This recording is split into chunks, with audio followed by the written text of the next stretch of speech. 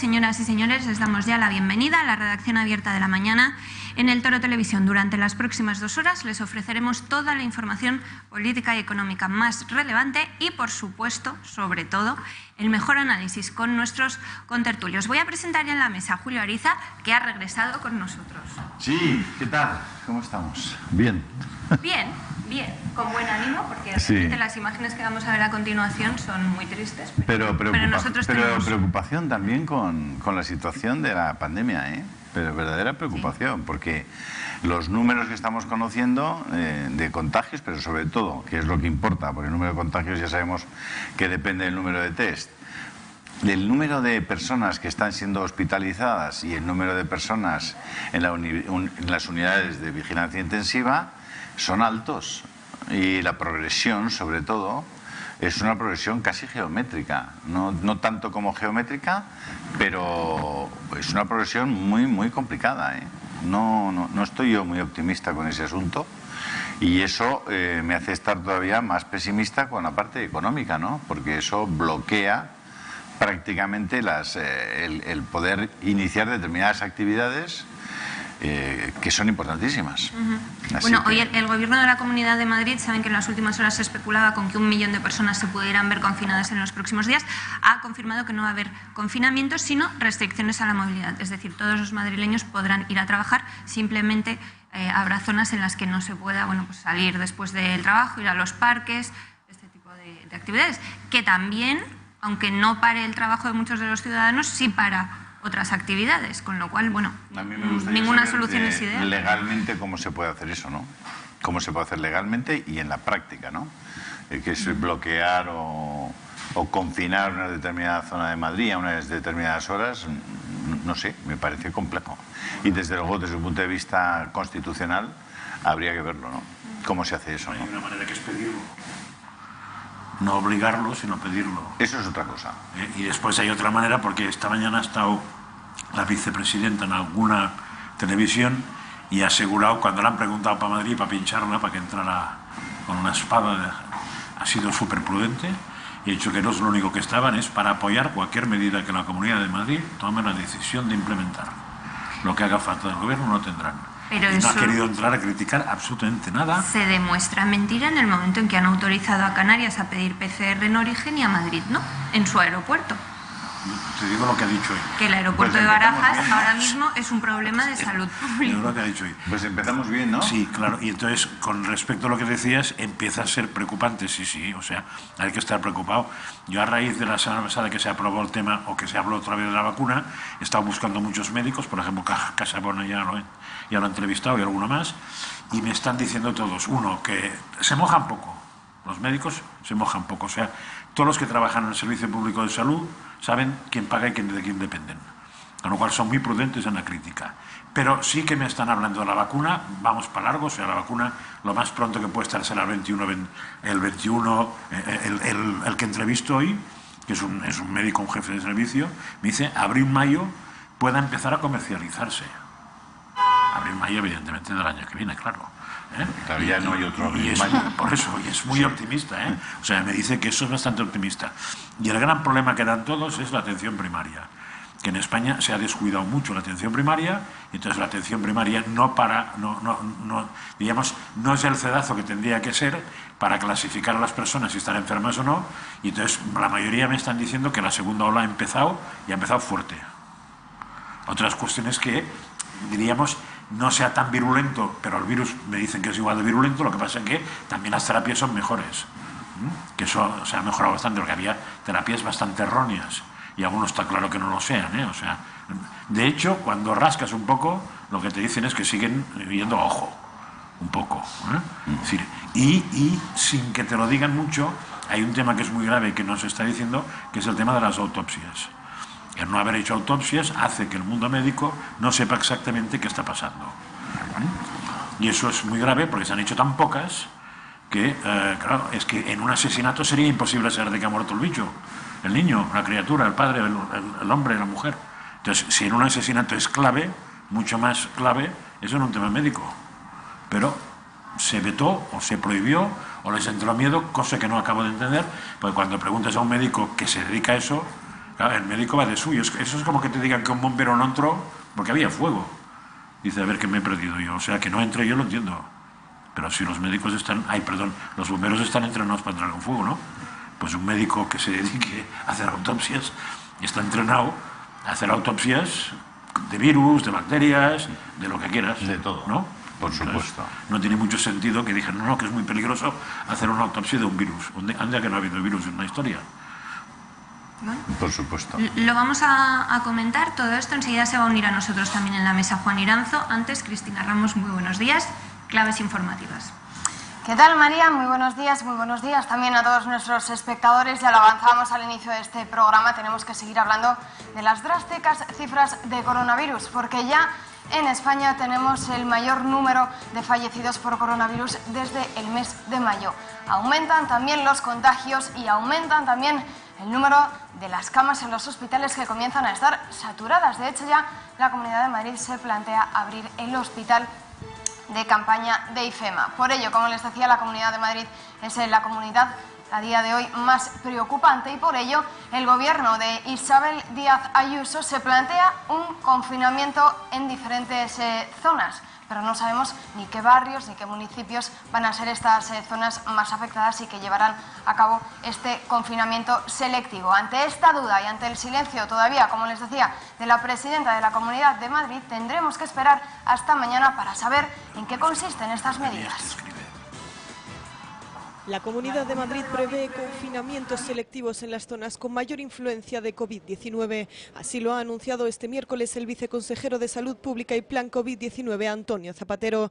Además, ha confirmado que se están planteando medidas más restrictivas relacionadas con la concentración de personas y que afectará a la movilidad de los madrileños. El confinamiento por zonas básicas de salud o por áreas de salud, que son las que tienen más incidencia.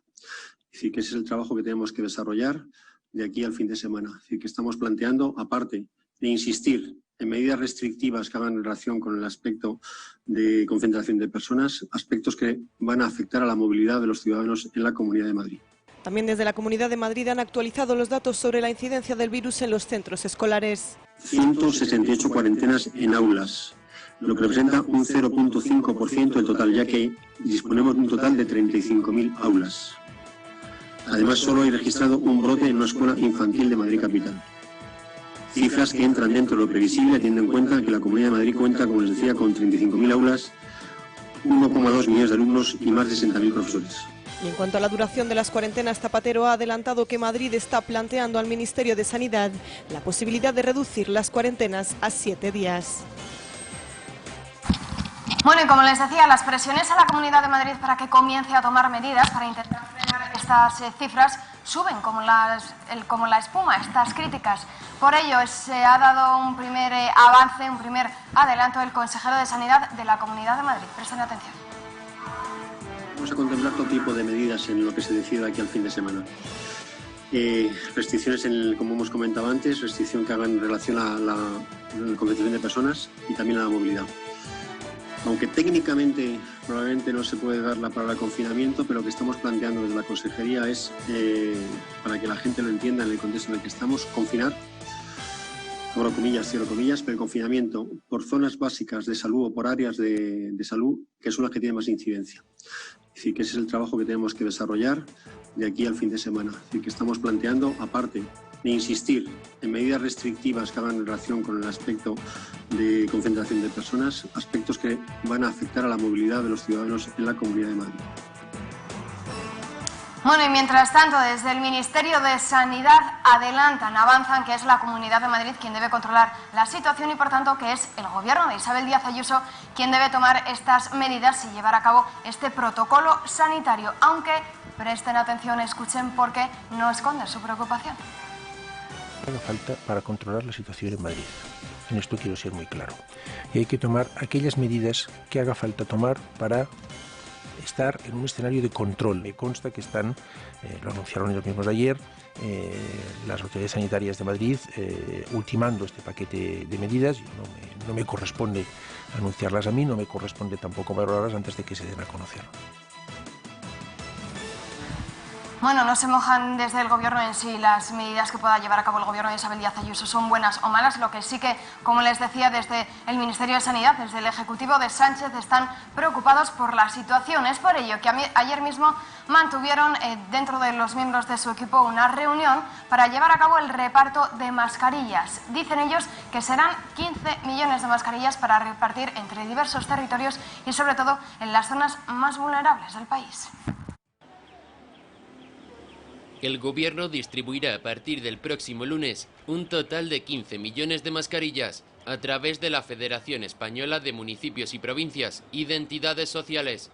A partir del 21 de septiembre, un nuevo reparto a las entidades locales por importe de 12 millones de mascarillas. Van a ser 15 millones, 12 a las entidades locales y los otros 3 a entidades sociales para que también puedan llegar a las entidades, a los colectivos más vulnerables. Este anuncio se produce después de la reunión mantenida este mediodía entre el ministro de Sanidad, Salvador Illa, y la ministra de Política Territorial, con representantes de la FEMP. Una reunión en la que ha vuelto a surgir el debate de la posibilidad de reducir a 7 días el periodo de cuarentena de los contactos estrechos con un caso positivo. El otro gran protagonista del debate ha sido el posible acuerdo sobre las remanentes municipales, a lo que el Gobierno ha mostrado su postura. El Gobierno de España, el pasado lunes, inmediatamente la ministra de Hacienda, en un gran trabajo que le quiero reconocer, durante todo este tiempo de negociación, que ha sido mucho tiempo, ha vuelto a poner otra propuesta sobre la mesa y que de luego está estudiando y negociando con el arco parlamentario. Veremos si al final las formaciones consiguen llegar a un acuerdo. Bueno, y con quien también se reúnen a día de hoy todavía los miembros del Ejecutivo de Sánchez es con los diferentes partidos para intentar llegar a un acuerdo y aprobar los presupuestos generales del Estado. De momento, Junts per Catalunya le ha avanzado a Pedro Sánchez que están dispuestos a pactar, a negociar estos presupuestos con el Gobierno. Y mientras tanto, Pablo Iglesias, el vicepresidente del Gobierno, hace oídos sordos de las advertencias de los socialistas y planea en paralelo unas negociaciones con Esquerra Republicana y Bildu. Esto nos demuestra una vez más que parece que estamos frente a un gobierno que está dispuesto a ceder a los chantajes de nacionalistas e independentistas. El camino para elaborar los presupuestos generales del Estado de 2021 ha vivido este miércoles un nuevo episodio. En primer lugar, Pablo Iglesias se ha reunido con los portavoces de H. Bildu y de Esquerra Republicana para cuadrar las cuentas del año entrante. Fuentes del equipo de Iglesias han señalado que el vicepresidente ha constatado la buena disposición de RC y de Bildu a mantener la estabilidad de la legislatura. Asimismo, Bildu ha indicado que no pone líneas rojas para apoyar los presupuestos, pero ha recelado de la participación de Ciudadanos en su elaboración. Ha dejado clara nuestra posición de dialogar, negociar e incluso acordar los presupuestos. Más tarde, Carmen Calvo ha mantenido un encuentro con portavoces de Junts per Cat y también con los representantes de Más País y Compromís, Íñigo Errejón y Joan Baldoví. Al término de la reunión, Laura Borràs también ha señalado que no pondrá líneas rojas para la negociación de las nuevas cuentas. Más que haber líneas rojas previas, lo que debe de haber por parte de un gobierno que tiene y que debe de sacar adelante unos presupuestos es este ejercicio de compartirlos, de negociarlos, si es que busca estos apoyos con los partidos de la oposición. Luego, Baldoví y Errejón han mostrado su disposición a apoyar los presupuestos si estos aportan un giro social y además se negocian con lealtad mutua entre el Gobierno y sus socios de legislatura. Es fundamental y urgente que este Gobierno emprenda un giro social drástico. Que hay que haber una lealtad de ida y de vuelta para que, en definitiva, nosotros podamos seguir apoyando un Gobierno que necesariamente tiene que sacar unos presupuestos sociales. Con esta nueva jornada de negociaciones, continúa el camino para la elaboración de los presupuestos cuanto antes y conseguir aprobar estas nuevas cuentas a tiempo. Bueno, y ya por último, déjenme hablarles de otro asunto porque hoy también es un día clave para el futuro político de Quim Torra. Fue condenado a un delito por inhabilitación por un delito de desobediencia y también durante 1 año y medio con penas de cárcel y a pagar una multa de 30.000 euros. Bueno, pues como les decía, en estos momentos el Tribunal Supremo está valorando si siguen adelante con esta inhabilitación del presidente de la Generalitat de Catalunya. Partits que creuen que posar una pancarta és motiu de pes per fer caure un president de la Generalitat i provocar un període d'inestabilitat a tot un país. Això, ara, en plena pandèmia, El meu compromís és i serà sempre servir el meu país fins a les últimes conseqüències i fins l'últim minut de la meva presidència. Seguirem incansables el camí per construir un país de cultura i talent per a tothom, però sobretot un país lliure per Catalunya i per la vida. Moltes gràcies. 3. Bueno, como les decía, en estos momentos el Tribunal Supremo parece que está tomando una decisión. La conoceremos, no sabemos, en las próximas horas o en los próximos días. María. Pues muchas gracias, Cristina. A ver si antes de terminar el programa podemos informar a los espectadores sobre lo que ha decidido el alto tribunal. Ya les podemos informar. Va a ser inhabilitado. Que es ahora mismo lo que hacían a las 12, comunicarle la decisión. Va a ser inhabilitado. Y él está en Madrid. Bueno, es que él ya está inhabilitado. Ha venido con todos. No, pero se confirma la inhabilitación. Claro, era una inhabilitación que no... Una inhabilitación que, como el Gobierno no ha tenido a bien, pues no ha tenido ya, pero como se recurrió repercusiones todavía. A que lo de en firme, ¿sabes? En firme.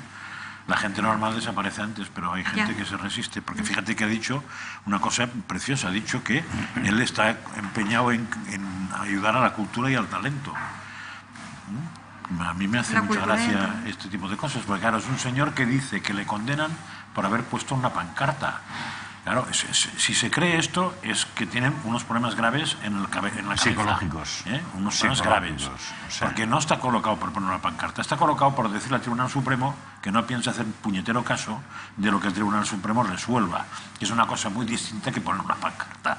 No tiene nada que ver.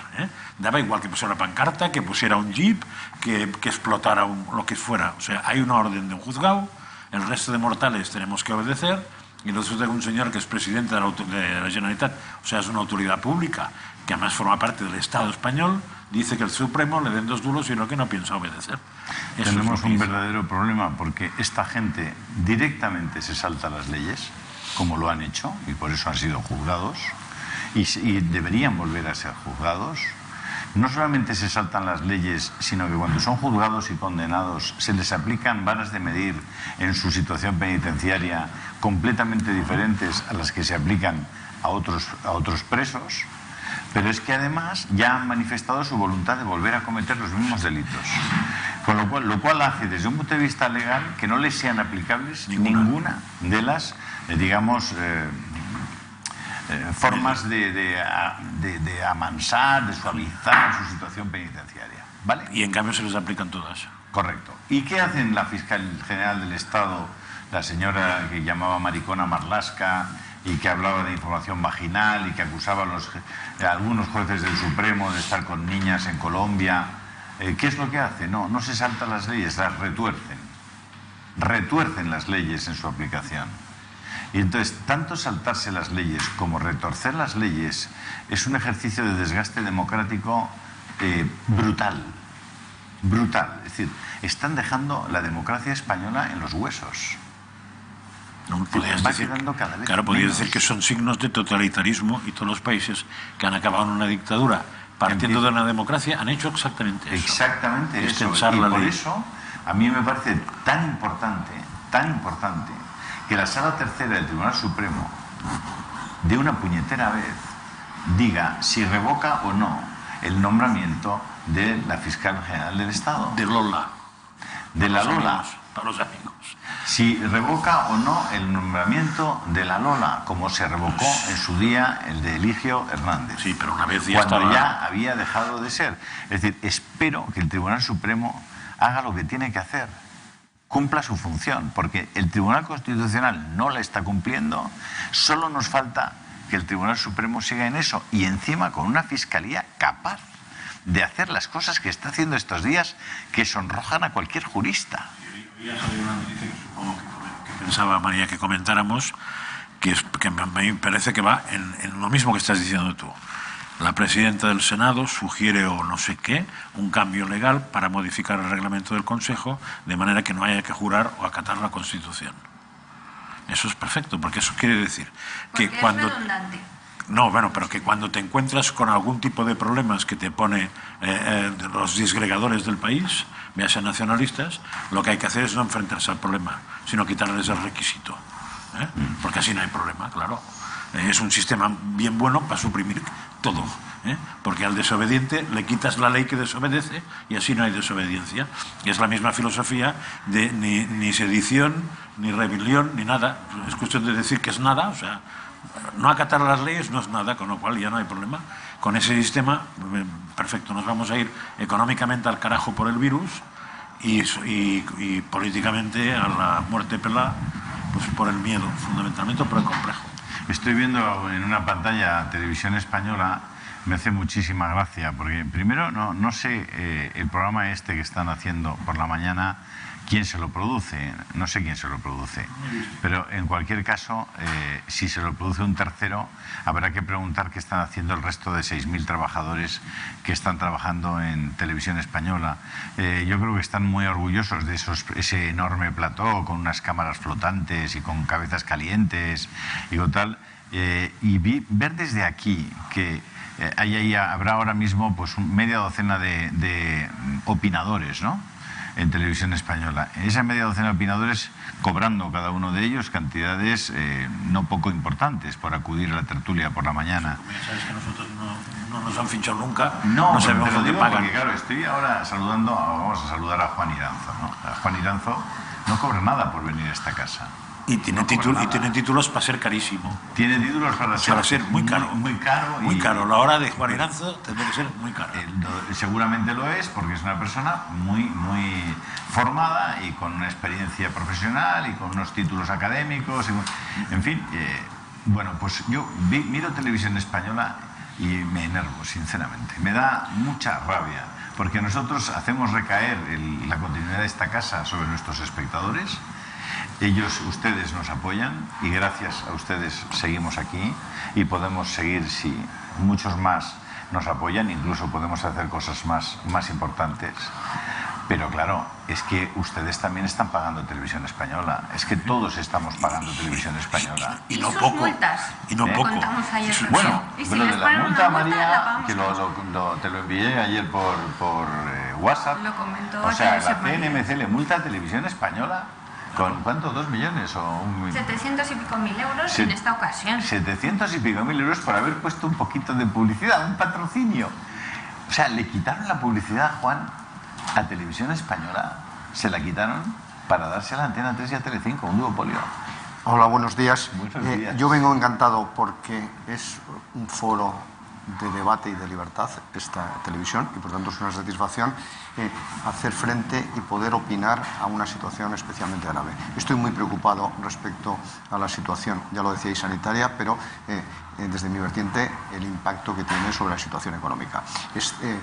Desde el primer día que dijimos que el peor escenario que se podría establecer, que se podría producir, es que hubiera un rebrote.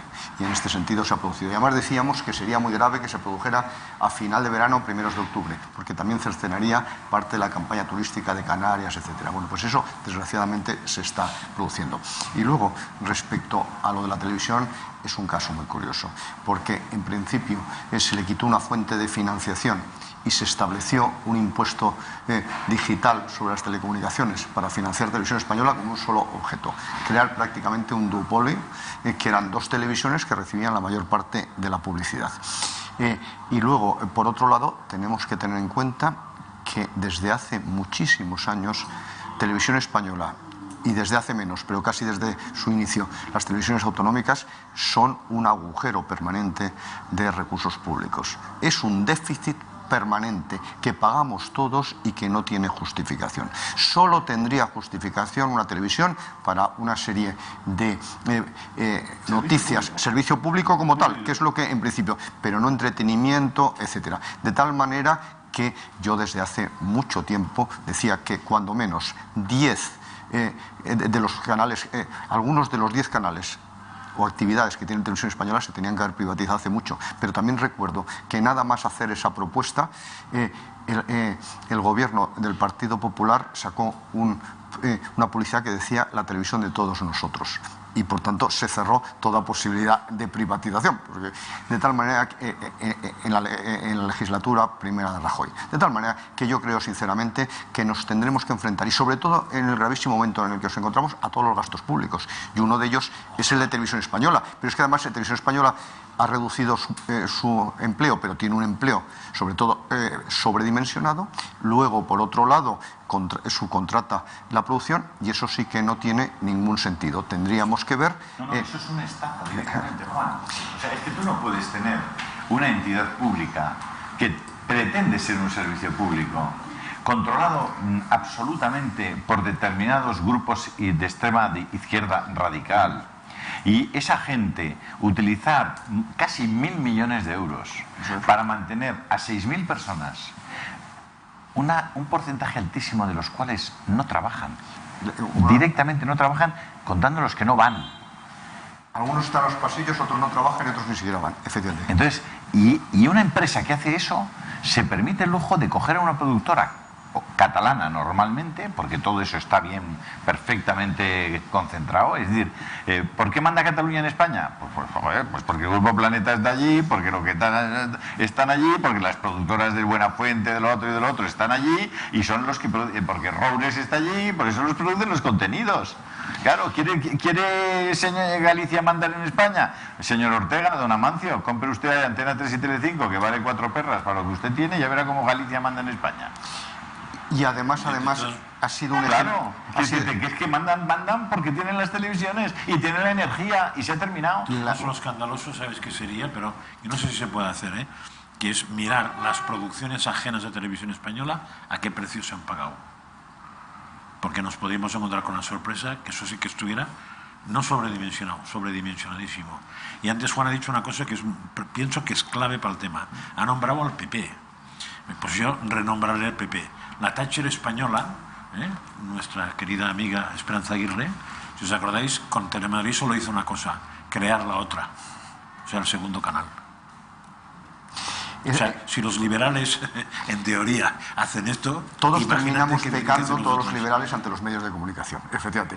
Pero además es que la gestión en Televisión Española siempre ha sido nefasta o de amiguismo, o peor que nefasta. Porque pongo un ejemplo que los jóvenes, por tanto María no lo recuerda, pero recordar cuánto costó el alquiler del famoso piano de Televisión Española, que había superado los 100 millones de pesetas. ¿No os acordáis de ese detalle? Cuando se hizo la primera auditoría, porque estaba alquilado permanentemente un piano que apenas sí se utilizaba, pero que estaba alquilado por una cifra exorbitante. Se empezó a sumar y la cifra total había sido de 100 millones, con lo que habían comprado más de 100 pianos magníficos, efectivamente. Pero ese es un ejemplo también de ese amiguismo, etcétera. El propietario del piano tenía una renta casi vitalicia en Televisión Española. Bueno, y pianos de esos debe haber en Televisión Española. Lo que pasa es que no hay nunca una auditoría seria, como no hay auditorías de productividad de muchísimos funcionarios. Es decir, no las hay. Y sí, claro, seguramente además seguramente hay gente que trabaja, Seguro. Porque yo recuerdo, lo cual es todavía más injusto. Sí, yo recuerdo para los que trabajan. De las pocas veces que he colaborado con Televisión Española, que creo que lo he contado, fue con un productor, y una de las veces que nos vimos fue en Televisión Española, un día por la mañana en que no había casi nadie, y en cambio, pasando por un pasilito miserable, muy pequeño, y os que recuerdo todo oscuro, había un señor ahí dentro, y este productor, amigo mío, le llamó: Chicho, vente. Chicho Ibáñez Serrador solo, con unas mesas típicas estas. En aquel momento yo creo que no tenía ningún programa directo, o sea, estaba preparando algo, pero estaba, el resto estaba todo vacío, o sea, casi no había nadie. Y con ese productor, me acuerdo que creo que lo he contado, yo tuve relación con él porque desde la editorial que yo trabajaba íbamos a hacer un libro sobre un programa que iba a hacer. Este programa tuvo un presupuesto que no me atrevo a decir la cifra porque igual me equivocaría, pero con él llegó a dar 3 veces, y eso sí que lo he contado, la vuelta al mundo, él y su equipo, porque se trataba de hacer un programa sobre las exposiciones universales antes del 92, sobre todas las otras. Y entonces, para que cuadrara, pues no podía ir, diríamos, en fila india, de manera que si cogía Roma, después era Grecia, sino que igual cogía Roma, después cogía Los Ángeles, pues tenía que volver a Grecia, o sea, como fuera. Con lo cual, 3 veces la vuelta al mundo. El programa que tenía que ser en prime time acabó el domingo por la noche a las 2 de la mañana en la TV2. Porque como era amigo de Pilar Miró, en el momento que cayó Pilar Miró, todos los productores y todos los programas, y daba igual que el presupuesto. La primera entrevista que me hizo Televisión Española, y sería alrededor del 80 y algo, que fue en mi oficina, vinieron 8 personas y 2 coches. No solo vinieron 2 cámaras, periodista, etcétera, sino que vino un decorador que lo que hizo es cambiar de posición una de las plantas que tenía en mi despacho y vino un figurante para estar sentado en mi sitio mientras enfocaban. De tal manera que a qué coste salió ese minuto de entrevista que al final se emitió. Pero eso era Televisión Española, es que hay que recordar. Se emitió al menos. Se emitió, por lo menos. Pero estamos hablando de un momento en el que quiero recordar que superaba los 20.000 empleados en toda España Televisión Española. Creo recordar. A principios de los años 80. Pero ahora mismo hay 6.000. Por eso, teniendo otras muchas... ¿Qué sentido tiene que una corporación como Televisión Española tenga 6.000 empleados? Ninguno. ¿Y me quieres decir qué sentido tiene que teniendo 6.000 empleados que no tienen sentido compren los programas a productoras externas? Mucho menos. La inmensa mayoría. Es una cosa realmente kafkiana. Bueno, y nadie dice nada. Y la izquierda, claro, la izquierda lo que hace, como eso les sirve de enorme altavoz de manipulación, pues que se joroben los pobres. Estamos en lo de siempre. O como dice el otro, que se jodan los pobres. Y mira, chavales, porque nosotros estamos en esto. Y estás hablando de Televisión Española solo, ¿eh? Si sumas todas las autonómicas, que la catalana, hay que reconocer que se lleva la palma, probablemente en gente, probablemente en medios y probablemente 340 millones de euros cuesta la Corporación Catalana de Radio Televisión. Pues 340 millones de euros. Que los catalanes se pregunten a ver si con eso se podrían solucionar algunos problemas y de cuántos catalanes. Eso sí, es un feudo sectario. Bueno, no lo pagan solo los catalanes. Luego, cuando hablamos de los presupuestos, Julio siempre insiste, y yo no puedo estar más de acuerdo, que habría que partir de un presupuesto más etcétera, sobre todo en una situación dramática, como luego veremos, de la que partimos. Y evidentemente todos estos gastos se tienen que replantear seriamente, muy seriamente, efectivamente. Es que lo contrario, por el camino que vamos, Juan, es un camino de conflicto social duro.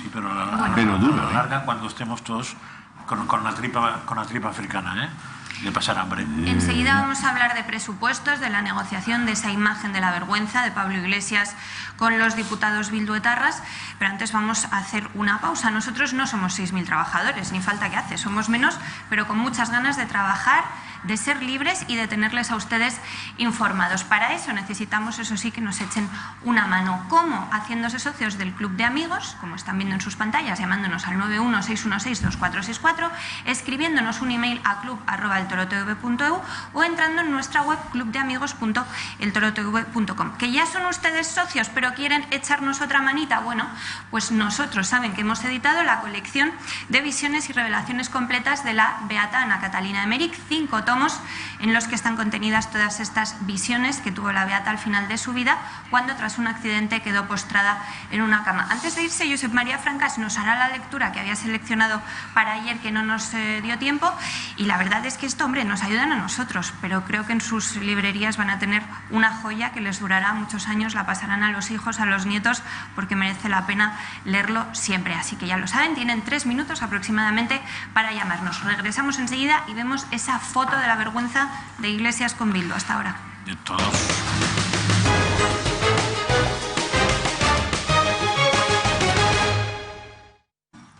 Estamos de vuelta en la redacción abierta de la mañana y doy la palabra a nuestros invitados para hablar de presupuestos, no solamente de las negociaciones, de lo necesario que es aprobar unos presupuestos generales del Estado, no suponemos los que quieren el PSOE, Podemos y Bildu, y también de esa foto de la vergüenza, esa reunión de Pablo Iglesias con 2 diputados de la izquierda abertzale. No sé quién quiere empezar. Pues yo creo que es muy importante, en primer lugar, recordar que los presupuestos generales del Estado no son una mera relación de ingresos y gastos, ni muchísimo menos, sino tal y como lo definíamos y lo definimos en el Instituto de Estudios Económicos, es la plasmación contable y jurídica del programa económico del Gobierno. Por tanto, es la ley más importante que todos los años se aprueba y, por tanto, es regular en el Parlamento. ¿Y eso qué quiere decir? Que esos presupuestos deben de tener un objetivo concreto, que es favorecer el crecimiento y el bienestar. Por tanto, unos presupuestos cualquiera no sirven, ni muchísimo menos. En primer lugar, tienen que ser creíbles. ¿Eso qué significa? Que tienen que establecer un escenario de crecimiento económico adecuado, que es donde va a estar, a mi juicio, la primera trampa de los próximos presupuestos. ¿Por qué? Porque en función del PIB de crecimiento que se establezca, se van a estimar los ingresos, que es una mera estimación, y por tanto yo creo que en los próximos presupuestos va a haber una sobredimensión van a estar a priori muy sobredimensionados los ingresos. En segundo lugar, no debe de ser una mera redistribución de renta, debe servir fundamentalmente para impulsar la actividad económica y generar empleo. También me temo que esos presupuestos no van a responder a esa realidad. Y en tercer lugar, tienen que ser unos presupuestos que sean ortodoxos y coherentes con la media europea, porque hay que recordar que ahora, aunque no hay una política fiscal única en Europa, te los tienen que aprobar a priori. Por tanto, yo ahí es donde creo que estos presupuestos a priori pueden tener muchos problemas, que es en Europa, porque hay que tener presente que nos están tomando en serio para nada. No hemos conocido una sola cifra. Yo no sé al final si está aprobado un techo de gasto o no, como se hacía nada, que es el principio elemental para elaborarlos, aunque habría que hacerlos en base cero, no con techo de gasto. Y luego, por otro lado, hay que tener otra circunstancia. Bueno, las contrapartidas que en principio se están negociando no tienen nada que ver con la economía, desgraciadamente. No, incluso alguno de los que ya se ha entrevistado con alguien, porque el gobierno está haciendo dos tipos de entrevistas paralelas, Iglesias por un lado y la vicepresidenta por otro, y se supone que la responsable de los presupuestos, que no es ninguno de esos dos, sino que es la ministra de Hacienda por otro lado, alguno de los que ha estado, la pregunta de y hay un borrador, dice no haber visto nada, o sea, no hay siquiera un borrador. Es más, la ministra de Hacienda, preguntada no sé si ayer o anteayer, dijo que casi tenía el 80% del presupuesto cerrado. Claro, el 80% del presupuesto cerrado y nada es lo mismo, porque los presupuestos tienen que cuadrar todo. Y Juan ha sido muy humilde, porque ha dicho que el presupuesto marca la política económica de un país. No marca la política económica de un país, marca la política de un país.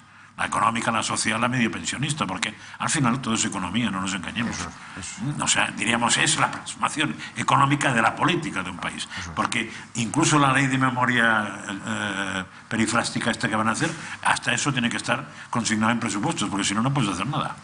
Bueno, es que este gobierno también tiene la característica que yo no sé si roza la legalidad o es incluso ilegal, que presenta infinidad de leyes sin memoria económica. Porque no sabemos nunca lo que va a costar la aplicación, como la renta mínima vital, etcétera, que lógicamente tiene un grandísimo contenido económico. Bueno, pues efectivamente, esas son todas las razones. Pero no me hables de esa ley que para un defensor de la investigación, de la ciencia y de la libertad es todo un atentado. No me pongas de mal humor, que ya me puse bastante el lunes al escucharos en el gato los parámetros fundamentales de esa ley. Si no piensas pagar la renta mínima, tampoco hace mucha falta la memoria económica, ¿no?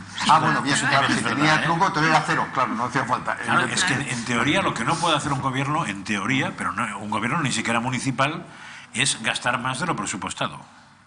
Y lo que tampoco puede hacer es cambiar las partidas.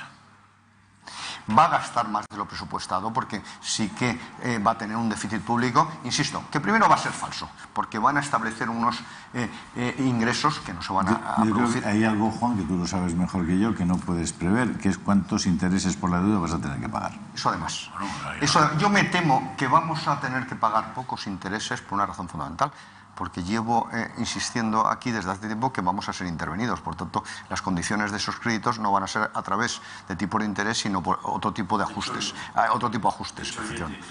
No, de chollete y ajustes en los empleados públicos, etcétera. Como en el caso de Grecia y Portugal. Pero es que probablemente lo mejor que nos podía haber pasado hace tiempo es que nos hubieran intervenido. Completamente de acuerdo. Porque Portugal, gracias a la intervención, incluso un gobierno socialista es capaz de levantar un país. Y Grecia, gracias a la intervención, incluso un gobierno podemita es capaz de levantar un país. Primero la intervención y luego la seriedad de esos gobiernos que hasta ahora nos están manifestando. Pero efectivamente, fue clave porque les apretaron. ¿Por qué? Porque están cogidos de los hombres de negro en este momento serían una bendición para la economía española. Hay que recordar permanentemente que se ha producido el peor de los presagios que hicimos ya en el mes de marzo. Que fuéramos uno de los países con peor resultado sanitario, que tenía toda la pinta, pues se ha cumplido. Y en segundo lugar, que seamos el peor país con resultados económicos, que también se ha cumplido. Y por tanto, es un drama. De tal manera que yo me temo, y estos días se discutía mucho cómo va a ser la recuperación, que en el mejor de los casos, si hay un cambio fundamental de política económica, consiguiéramos recuperar el PIB del año 2019 a finales del 23, principios del 24. Pero ojo, es que lo que hay que ofrecer es confianza y seguridad, y es lo que no se ofrece permanentemente. Cuando parece ya que se han convencido que o que les han convencido en Europa que no se pueden subir los impuestos en este momento, que presentaron inmediatamente a las pocas horas que se iba a seguir con la contrarreforma laboral, lo que evidentemente significaba una falta de seguridad jurídica. Y el otro día, aquí también desde hace mucho tiempo, ahora en todas las televisiones nos han seguido, afortunadamente, pero esta fue pionera en poner de manifiesto el atentado a la seguridad jurídica que significaban las ocupaciones de viviendas. Bueno, pues evidentemente esa es una muy mala señal desde el punto de vista de la confianza empresarial. ¿Qué pasó ayer? Que el vicepresidente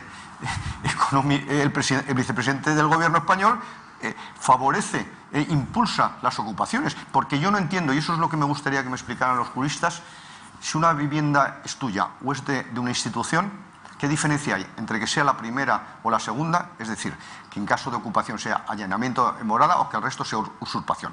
Es un atentado contra la propiedad privada. Y además, la tercera vivienda, a lo mejor procede de tu ahorro. Los españoles hemos ahorrado mucho en vivienda. ¿Para qué? Para alquilarlo, para utilizar ese alquiler complementando nuestras pensiones cuando nos jubilemos.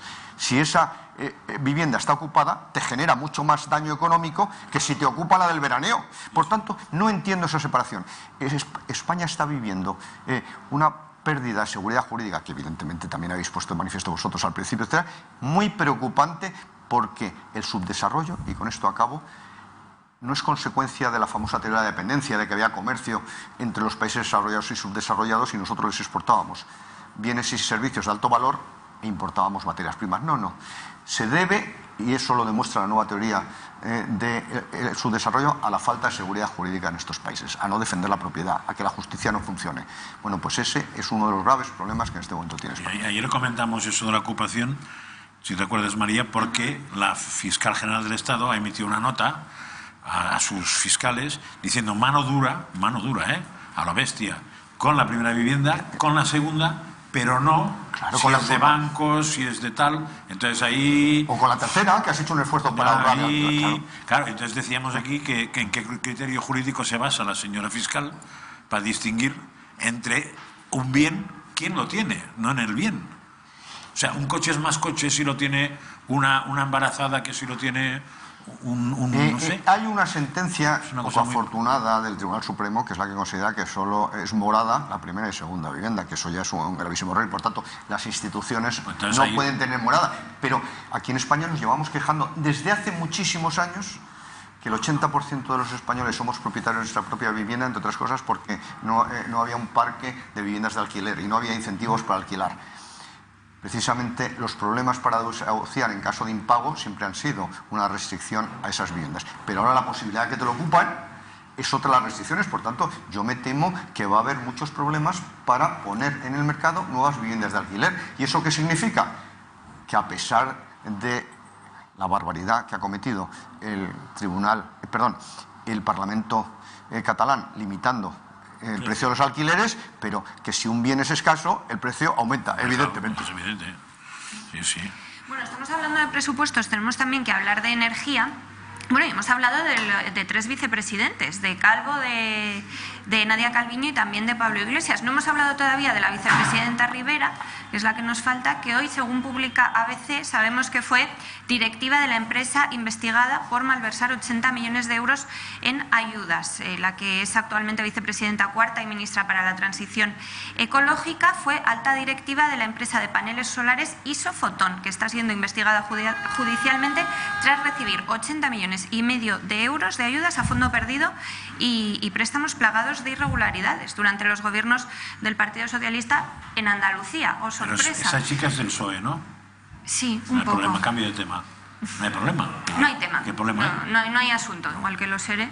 Ahora mismo, de los ministros del anterior gobierno, tenías la mitad de los ministros del PSOE, tenían un pufo que se tapó para que no pasara nada, porque en su momento el señor Pedro Sánchez dijo que el que tuviera una offshore o algo parecido tenía que irse para casa, y se han quedado todos en el gobierno, con lo cual, si es del PSOE, no hay ningún problema.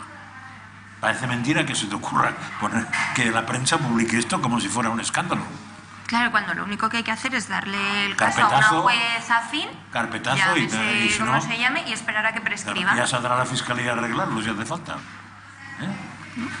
Pero en el fondo lo que también se pone de manifiesto los incentivos perversos que se generan en muchas ocasiones. Y en este caso, yo entiendo que se ayude a una energía para su despegue. Te lo estás tomando en serio tú, ¿no? Pero no para... Claro, claro. No, pero no el asunto... No, pero a lo que me refiero, efectivamente, no a este caso concreto, sino a que no se puede estar subvencionando permanentemente una energía, como es el caso de la solar, y se están despreciando otras. O sea, yo ya no entro en esos 80 millones que la justicia dirá, sino básicamente que lo que me parece una aberración en este momento, con todos los problemas que tenemos, pérdida de competitividad de la economía española, por tanto de nuestras empresas, y grandes problemas de muchas familias para llegar a fin de mes, que no busquemos soluciones para tener una energía más barata, que no va a ser a través de hoy por hoy de la energía solar, sí en algunos momentos de la eólica, de madrugada, pero hay que insistir permanentemente que hay que prolongar la vida útil de las centrales nucleares. Lo hemos dicho aquí. Pero en segundo lugar, esta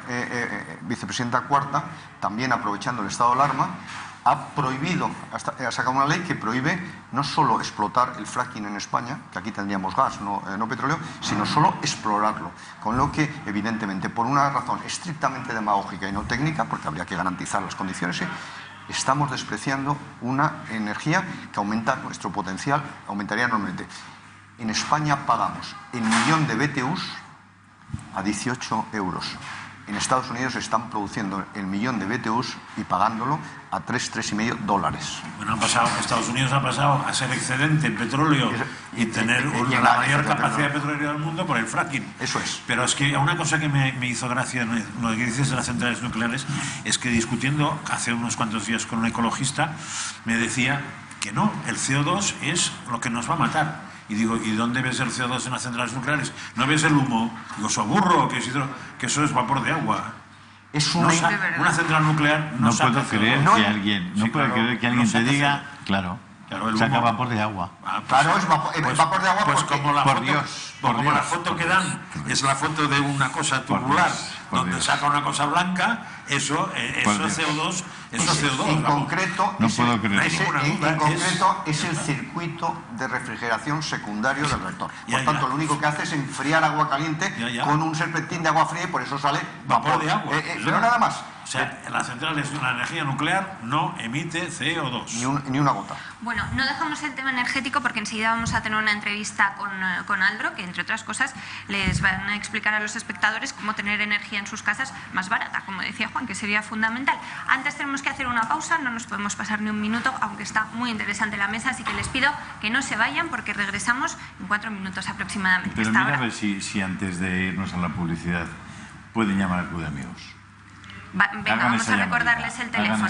Lo van a ver en sus pantallas, que es el 916162464. Nos pueden escribir también un email a club@eltorotv.eu o entrar en nuestra web clubdeamigos.eltorotv.com. Animamos a todos los que todavía no han llamado. Eso es. Y a los que son socios, que llamen a conseguir los libros de la Beatana Catalina hasta ahora. Sí, que por cierto, va a leer José María luego un párrafo. Antes de irse, ¿Cómo no va a ir rápido? Vamos rápido, por eso vamos rápido. Vamos rápido. Acércate al casco histórico de Madrid y disfruta del calor y la atención de un restaurante centenario, la Posada de la Villa, una posada que abrió sus puertas en 1642 y que conserva la decoración y el sabor de aquella época. Su cocina castellano-madrileña es de la máxima calidad y sigue elaborándose al más puro estilo tradicional. Entre sus platos estrella destacamos el asado de cordero lechal, el puchero de cocido madrileño y sus guisos de callos y caracoles, rabo de ternera o la gallina en pepitoria.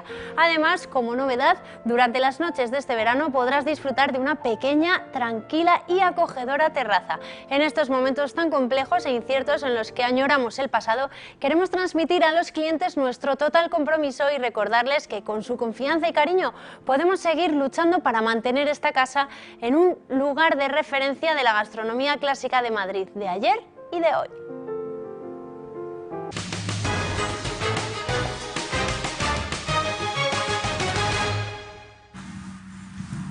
Iniciamos en unos minutos nuestra segunda hora de programa y voy a saludar a Eduardo Pérez, director comercial de Aldro Energía, que ya nos está escuchando. Eduardo, quiero empezar dándoos la enhorabuena porque desde el pasado 1 de septiembre estáis suministrando a todos los contratos de hogar, tanto los antiguos como los nuevos, ya energía Aldro cero, es decir, que es procedente de fuentes 100% renovables, ¿no es así? Eso es, ¿qué tal? Muchas gracias, buenos días. Y efectivamente, en Aldro pues continuamos con nuestro firme compromiso de proteger al medio ambiente a la vez que ayudamos a ahorrar a nuestros clientes.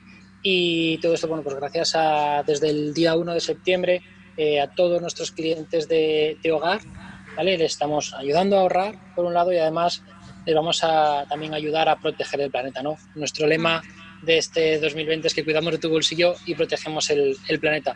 ¿Cómo lo hacemos? Pues nada, hemos dado ese paso pues porque somos unos queremos mantener firme ese compromiso, ¿no?, en la protección del medio ambiente, y lo que hacemos es bueno, pues a través de las garantías de origen que emite la CNMC, la Comisión Nacional de Mercados y la Competencia, es quien realmente se encarga de avalar que efectivamente dicha energía procede de fuentes renovables, y además esta institución es quien regula que la compañía ¿no?, que compramos tanta energía verde como consumen nuestros clientes, ¿no? Hablábamos hace un instante en la mesa de que los espectadores necesitamos realmente pagar menos por la energía que consumimos en España. ¿Este cambio va a afectar a la factura de los clientes? En la factura de los clientes no va a afectar nada, porque nosotros mantenemos el precio del kilovatio que hemos fijado con el cliente a la hora de la contratación. Es decir, van a recibir energía verde sin ningún tipo de variación en el precio.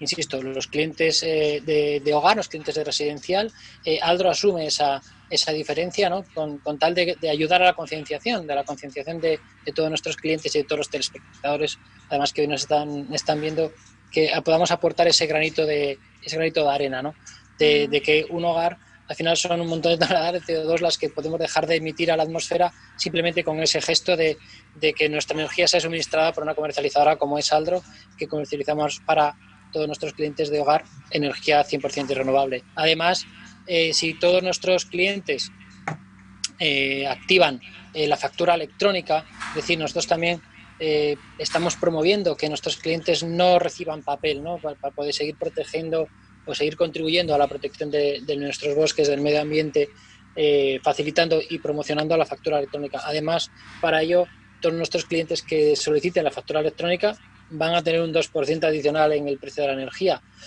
¿Cómo van a poder ver o recibir su factura? Pues por correo electrónico o bien a través de la app móvil que tenemos para dispositivos móviles, en la cual se llama Mi Aldro, la podemos localizar en los distribuidores de aplicaciones, Google Play o Apple Store, y a través de esta aplicación podemos ver nuestros consumos, nuestras facturas, nuestros contratos, toda la información de nuestro suministro lo tenemos ahí concentrado. De esa manera vamos a contribuir a la reducción del uso del papel, ¿no?, del gasto del papel.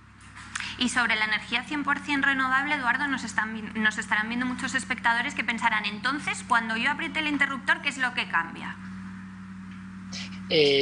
La luz no es verde, la luz es igual, sigue siendo blanca, no cambia absolutamente nada, no vas a notar nada, ningún cambio.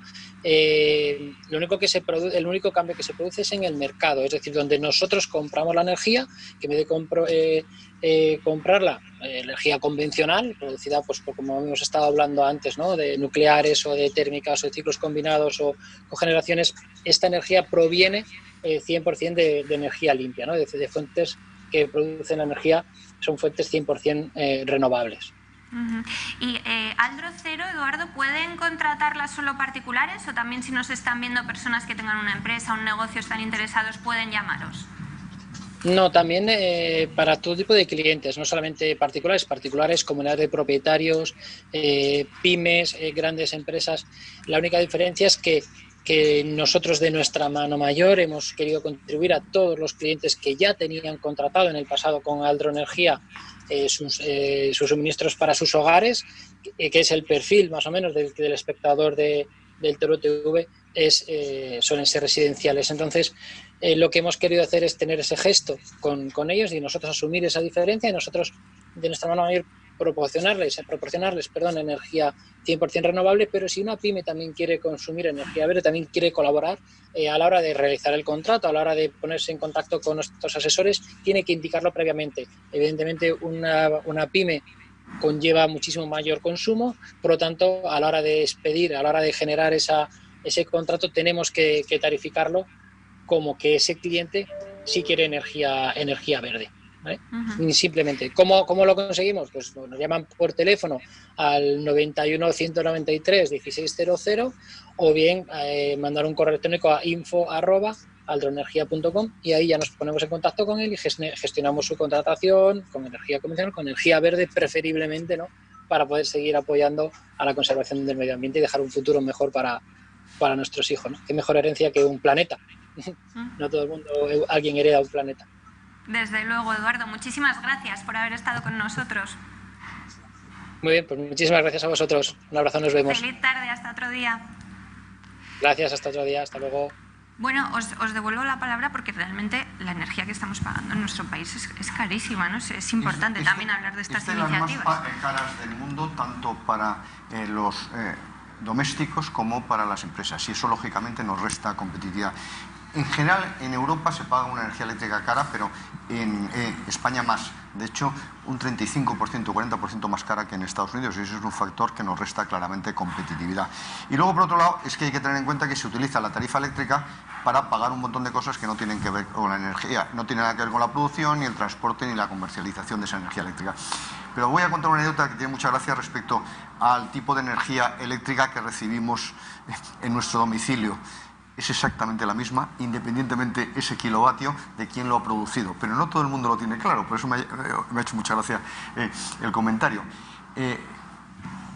En el año 69 se puso en marcha en España la primera central nuclear, Zorita de los Canes, de tal manera que Hidroeléctrica Española, que era la propietaria, tenía, José María Oriol, una carta que guardaba con mucho cariño de un empresario textil catalán que le escribía al presidente, le decía: acabo de comprar el equipo textil más sofisticado que hay en el mundo. ¿Qué tengo que hacer para conectarme, enchufarme con Zorita Los Canes? Porque seguro que con energía nuclear va muchísimo mejor. Bueno, pues ese empresario textil no sabía lo del kilovatio como muchísima gente, pero es una anécdota deliciosa. De tal manera que aquí tenemos un gravísimo problema. Insisto, por los costes de producción, por la estructura del parque, del mix, como se llama, y luego, por otro lado, por los recargos que sufre en la tarifa eléctrica.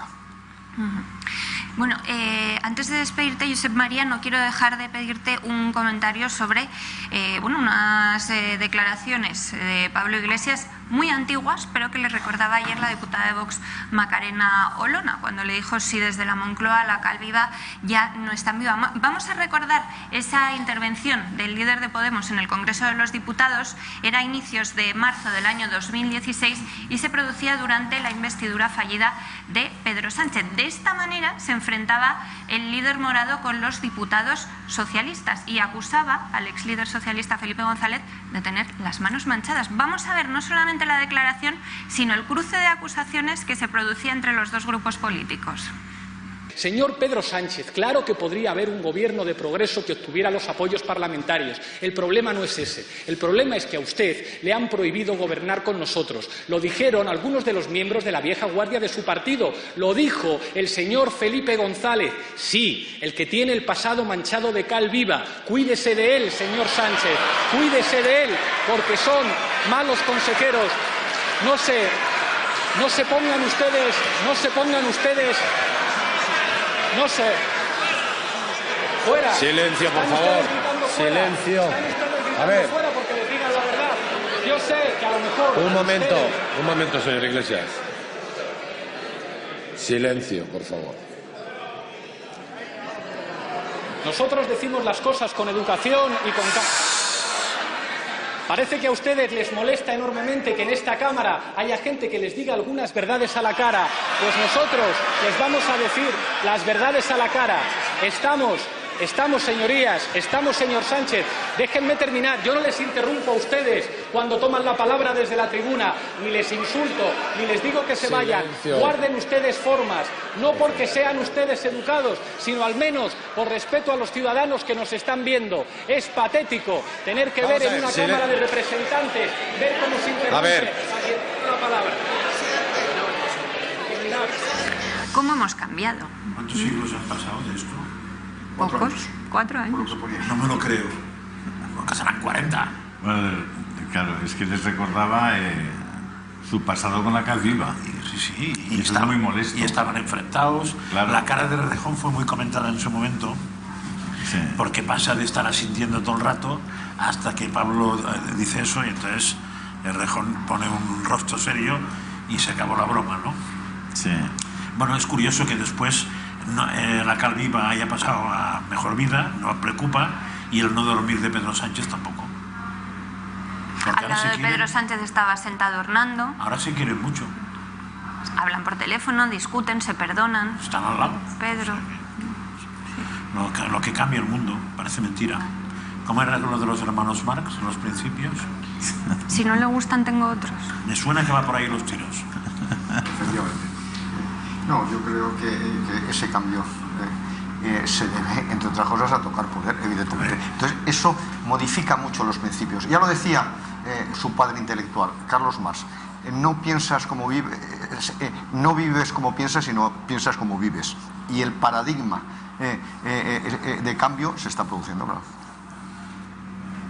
Eso es así. Y la extrema izquierda, la izquierda radical, está al frente de este país y está cumpliendo sus objetivos.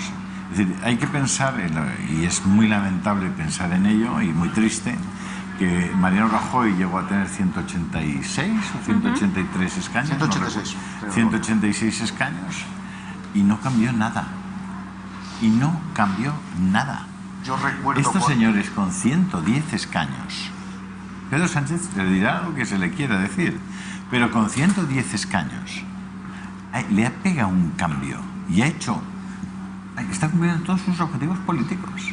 Yo recuerdo con una añoranza y una tristeza la noche del 20 de noviembre del 2011, que fue prácticamente la primera vez que tú saliste en directo en El Gato, que estábamos comentando las elecciones. Sí, señor. En los antiguos estudios de Castellana.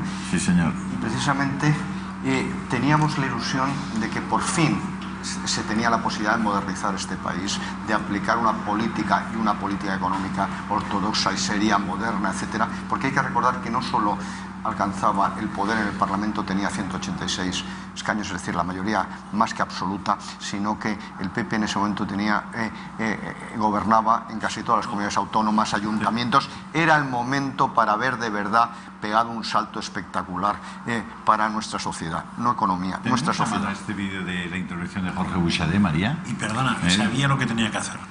Lo sabía perfectamente y se le había dicho permanentemente. Tenía un programa secreto de lo que había que hacer y tenía un programa de lo que pensaba hacer que no tenía nada que ver. Eso es, eso es. El otro día yo hablaba del bla, bla, bla, el tema de los homosexuales y el feminismo y todo eso, y Jorge Buixadé tiene una intervención que se llama bla, bla, bla en el Parlamento Europeo, que es muy interesante. No sé si la tenemos a mano. Sí, respondí ayer a Ursula von der Leyen, que había intervenido en su primer discurso en el debate sobre el Estado de la Unión, y esta era la intervención del europarlamentario español por parte de Vox, Jorge Buixadé. Gracias, señor presidente. Resiliencia, sostenibilidad, igualdad de género, Europa digital, Pacto Verde, Agenda 2030, más competencias para la Unión, más leyes europeas, más impuestos europeos y ahora incluso un coordinador contra el racismo. Bla, bla, bla. Con todo el respeto, señora von der Leyen, señorías de los grupos populares, liberales y socialistas, ¿en qué mundo viven? ¿Han salido ustedes ahí fuera? ¿Han visto los carteles de cerrado en negocios, incluso aquí al lado del Parlamento Europeo? Si quieren, les acompaño a España para que vean las colas para recoger comida y ropa en las parroquias. Y esto va a ir a peor. Y va a ir a peor si ustedes no tocan la realidad y se olvidan de sus agendas globales llenas de climatismo, inmigracionismo, progresismo y socialismo. Bruselas, si no toca la realidad, hundirá a toda Europa. Toca traer de vuelta a nuestra industria, toca defender a nuestras familias y a los trabajadores, toca apostar por la ley y el orden, garantizar la seguridad en nuestras fronteras, en fin, por esa Europa de las patrias y la colaboración voluntaria. Señora von der Leyen, usted ha terminado su discurso con un viva Europa. Si me permite que yo termine el mío con un viva las naciones europeas, viva los europeos y viva Europa. Gracias.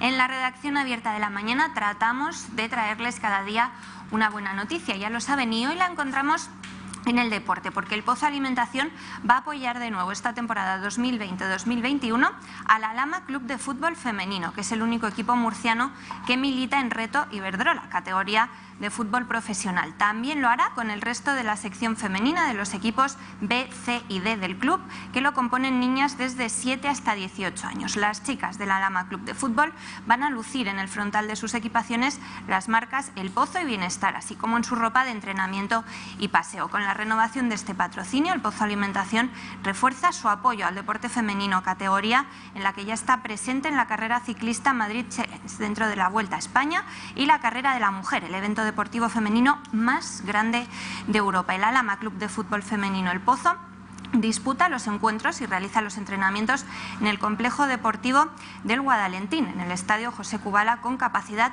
para 2.000 personas, y está dirigido por Randri García. Es el equipo femenino más importante de la región de Murcia y la pasada temporada logró una meritoria 6ª posición. La plantilla, que comenzó el pasado martes sus entrenamientos, está compuesta por 21 jugadoras, de las que 11 han reforzado al equipo este verano y las 10 restantes continúan tras renovar sus contratos. La renovación va a dar comienzo el día 18 de octubre y va a terminar el 27 de junio tras disputar un total de 34 jornadas.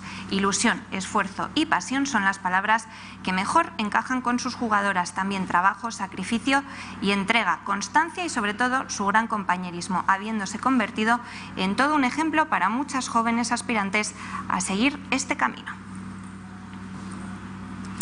Bueno, y vamos a hablar de economía. La mesa, como ven, ha cambiado un poquito. Voy a saludar a Víctor González Cuello de Portugal, vicepresidente de Vox. Víctor, bienvenido. Muchas gracias. Muy buenos días. Buenos días. Y también a Fernando Santiago, presidente del Consejo General de Gestores Administrativos de España y del Colegio de Gestores de Madrid. Fernando, bienvenido también. Buenos días. Estáis de enhorabuena, ahora contamos lo que ha dicho Forbes. Bueno, dentro de cómo está el panorama de gris, ¿no? Pues sí. De todas formas, permíteme que yo salude al estilo Star Trek, propicios días, porque como ya no se puede dar el codo, ni el brazo, ni la mano, ni agacharse, porque la OMS ha cambiado el sistema de salud, ya me niego a hacerlo así, mejor el estilo Star Trek, así recuperamos la época de la juventud. Y a mí no me deberíais ni mirar para saludarme, porque se puede enfadar Irene Montero. Mirad al suelo pero cuando es que me además habléis. se pone de manifiesto el espíritu de imposición y de orden que se está ya generando. Porque puedes decir, no es conveniente acercarse, pero ya decir que hay que poner la mano en el pecho, hacer una reverencia, etcétera, estamos ante un totalitarismo creciente.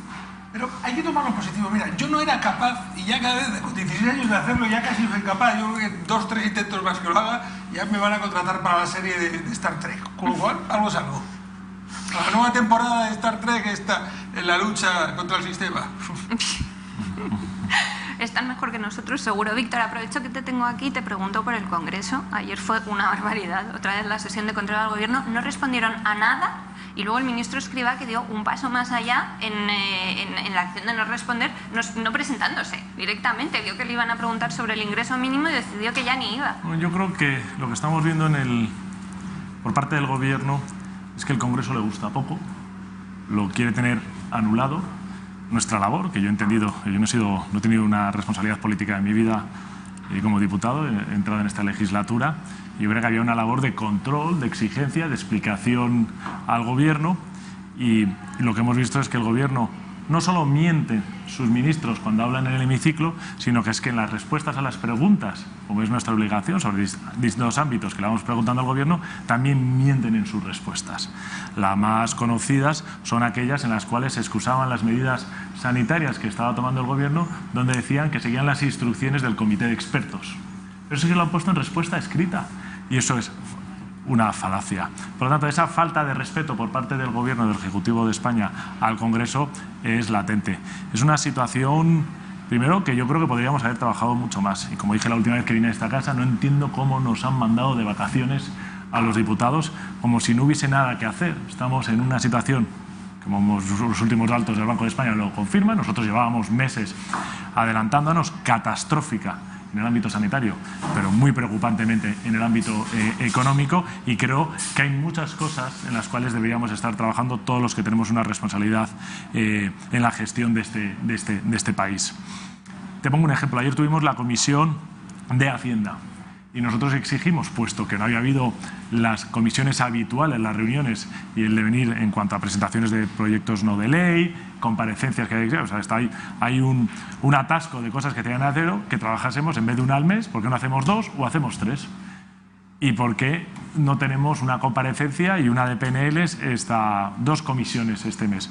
Oye, pues se votó y hubo grupos de la formación que representan al gobierno de coalición que votaron en contra, aunque este mes hubiese una comparecencia de altos cargos de la administración a que nos expliquen qué es lo que están haciendo, como podría ser el director general de tributos, que nos vaya a explicar eso. Es decir, no se está trabajando lo que se debería dar y para mí es una situación personalmente que me parece amoral y por no decir avergonzante y yo entiendo que hay muchos españoles que estén muy cabreados.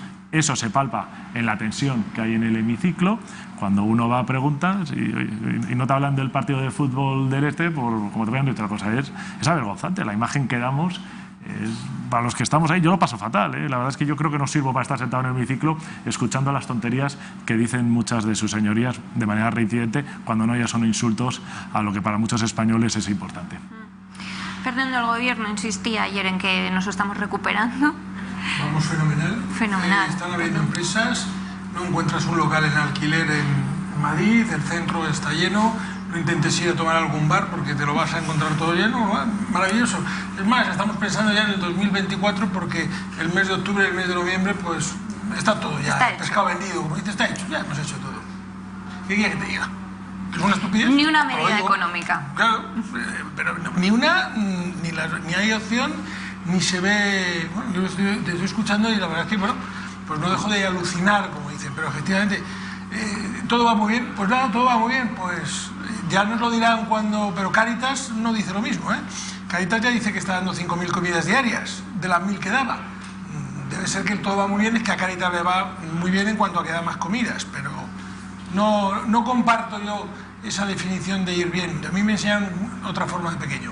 Pues en concreto además no podemos cuantificar, porque además lo dijimos aquí desde hace mucho tiempo y nos llamaron pesimistas obscenos, porque dijimos, también efectivamente y alarmistas, porque dijimos que la economía española en el año 2020 cuando menos va a caer un 14%, y desgraciadamente a lo mejor nos quedamos cortos, que el paro se puede situar en el 26% del PIB, de la población activa, que por otro lado el déficit público superará el 16% del PIB y la deuda pública se situará en el 130% del PIB, no solo porque sube la deuda, sino porque baja el PIB. De tal manera que estamos ante una situación de una extrema gravedad. Y precisamente el gobierno responde o no responde inadecuadamente o no responde, creando incertidumbre cuando ya por fin parece que no va a subir los impuestos.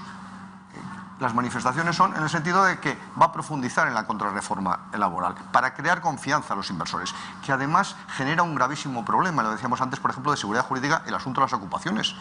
Porque si España tiene un problema de déficit de viviendas de alquiler, tú precisamente penalízalas, que además las pocas que hay las vas a encarecer.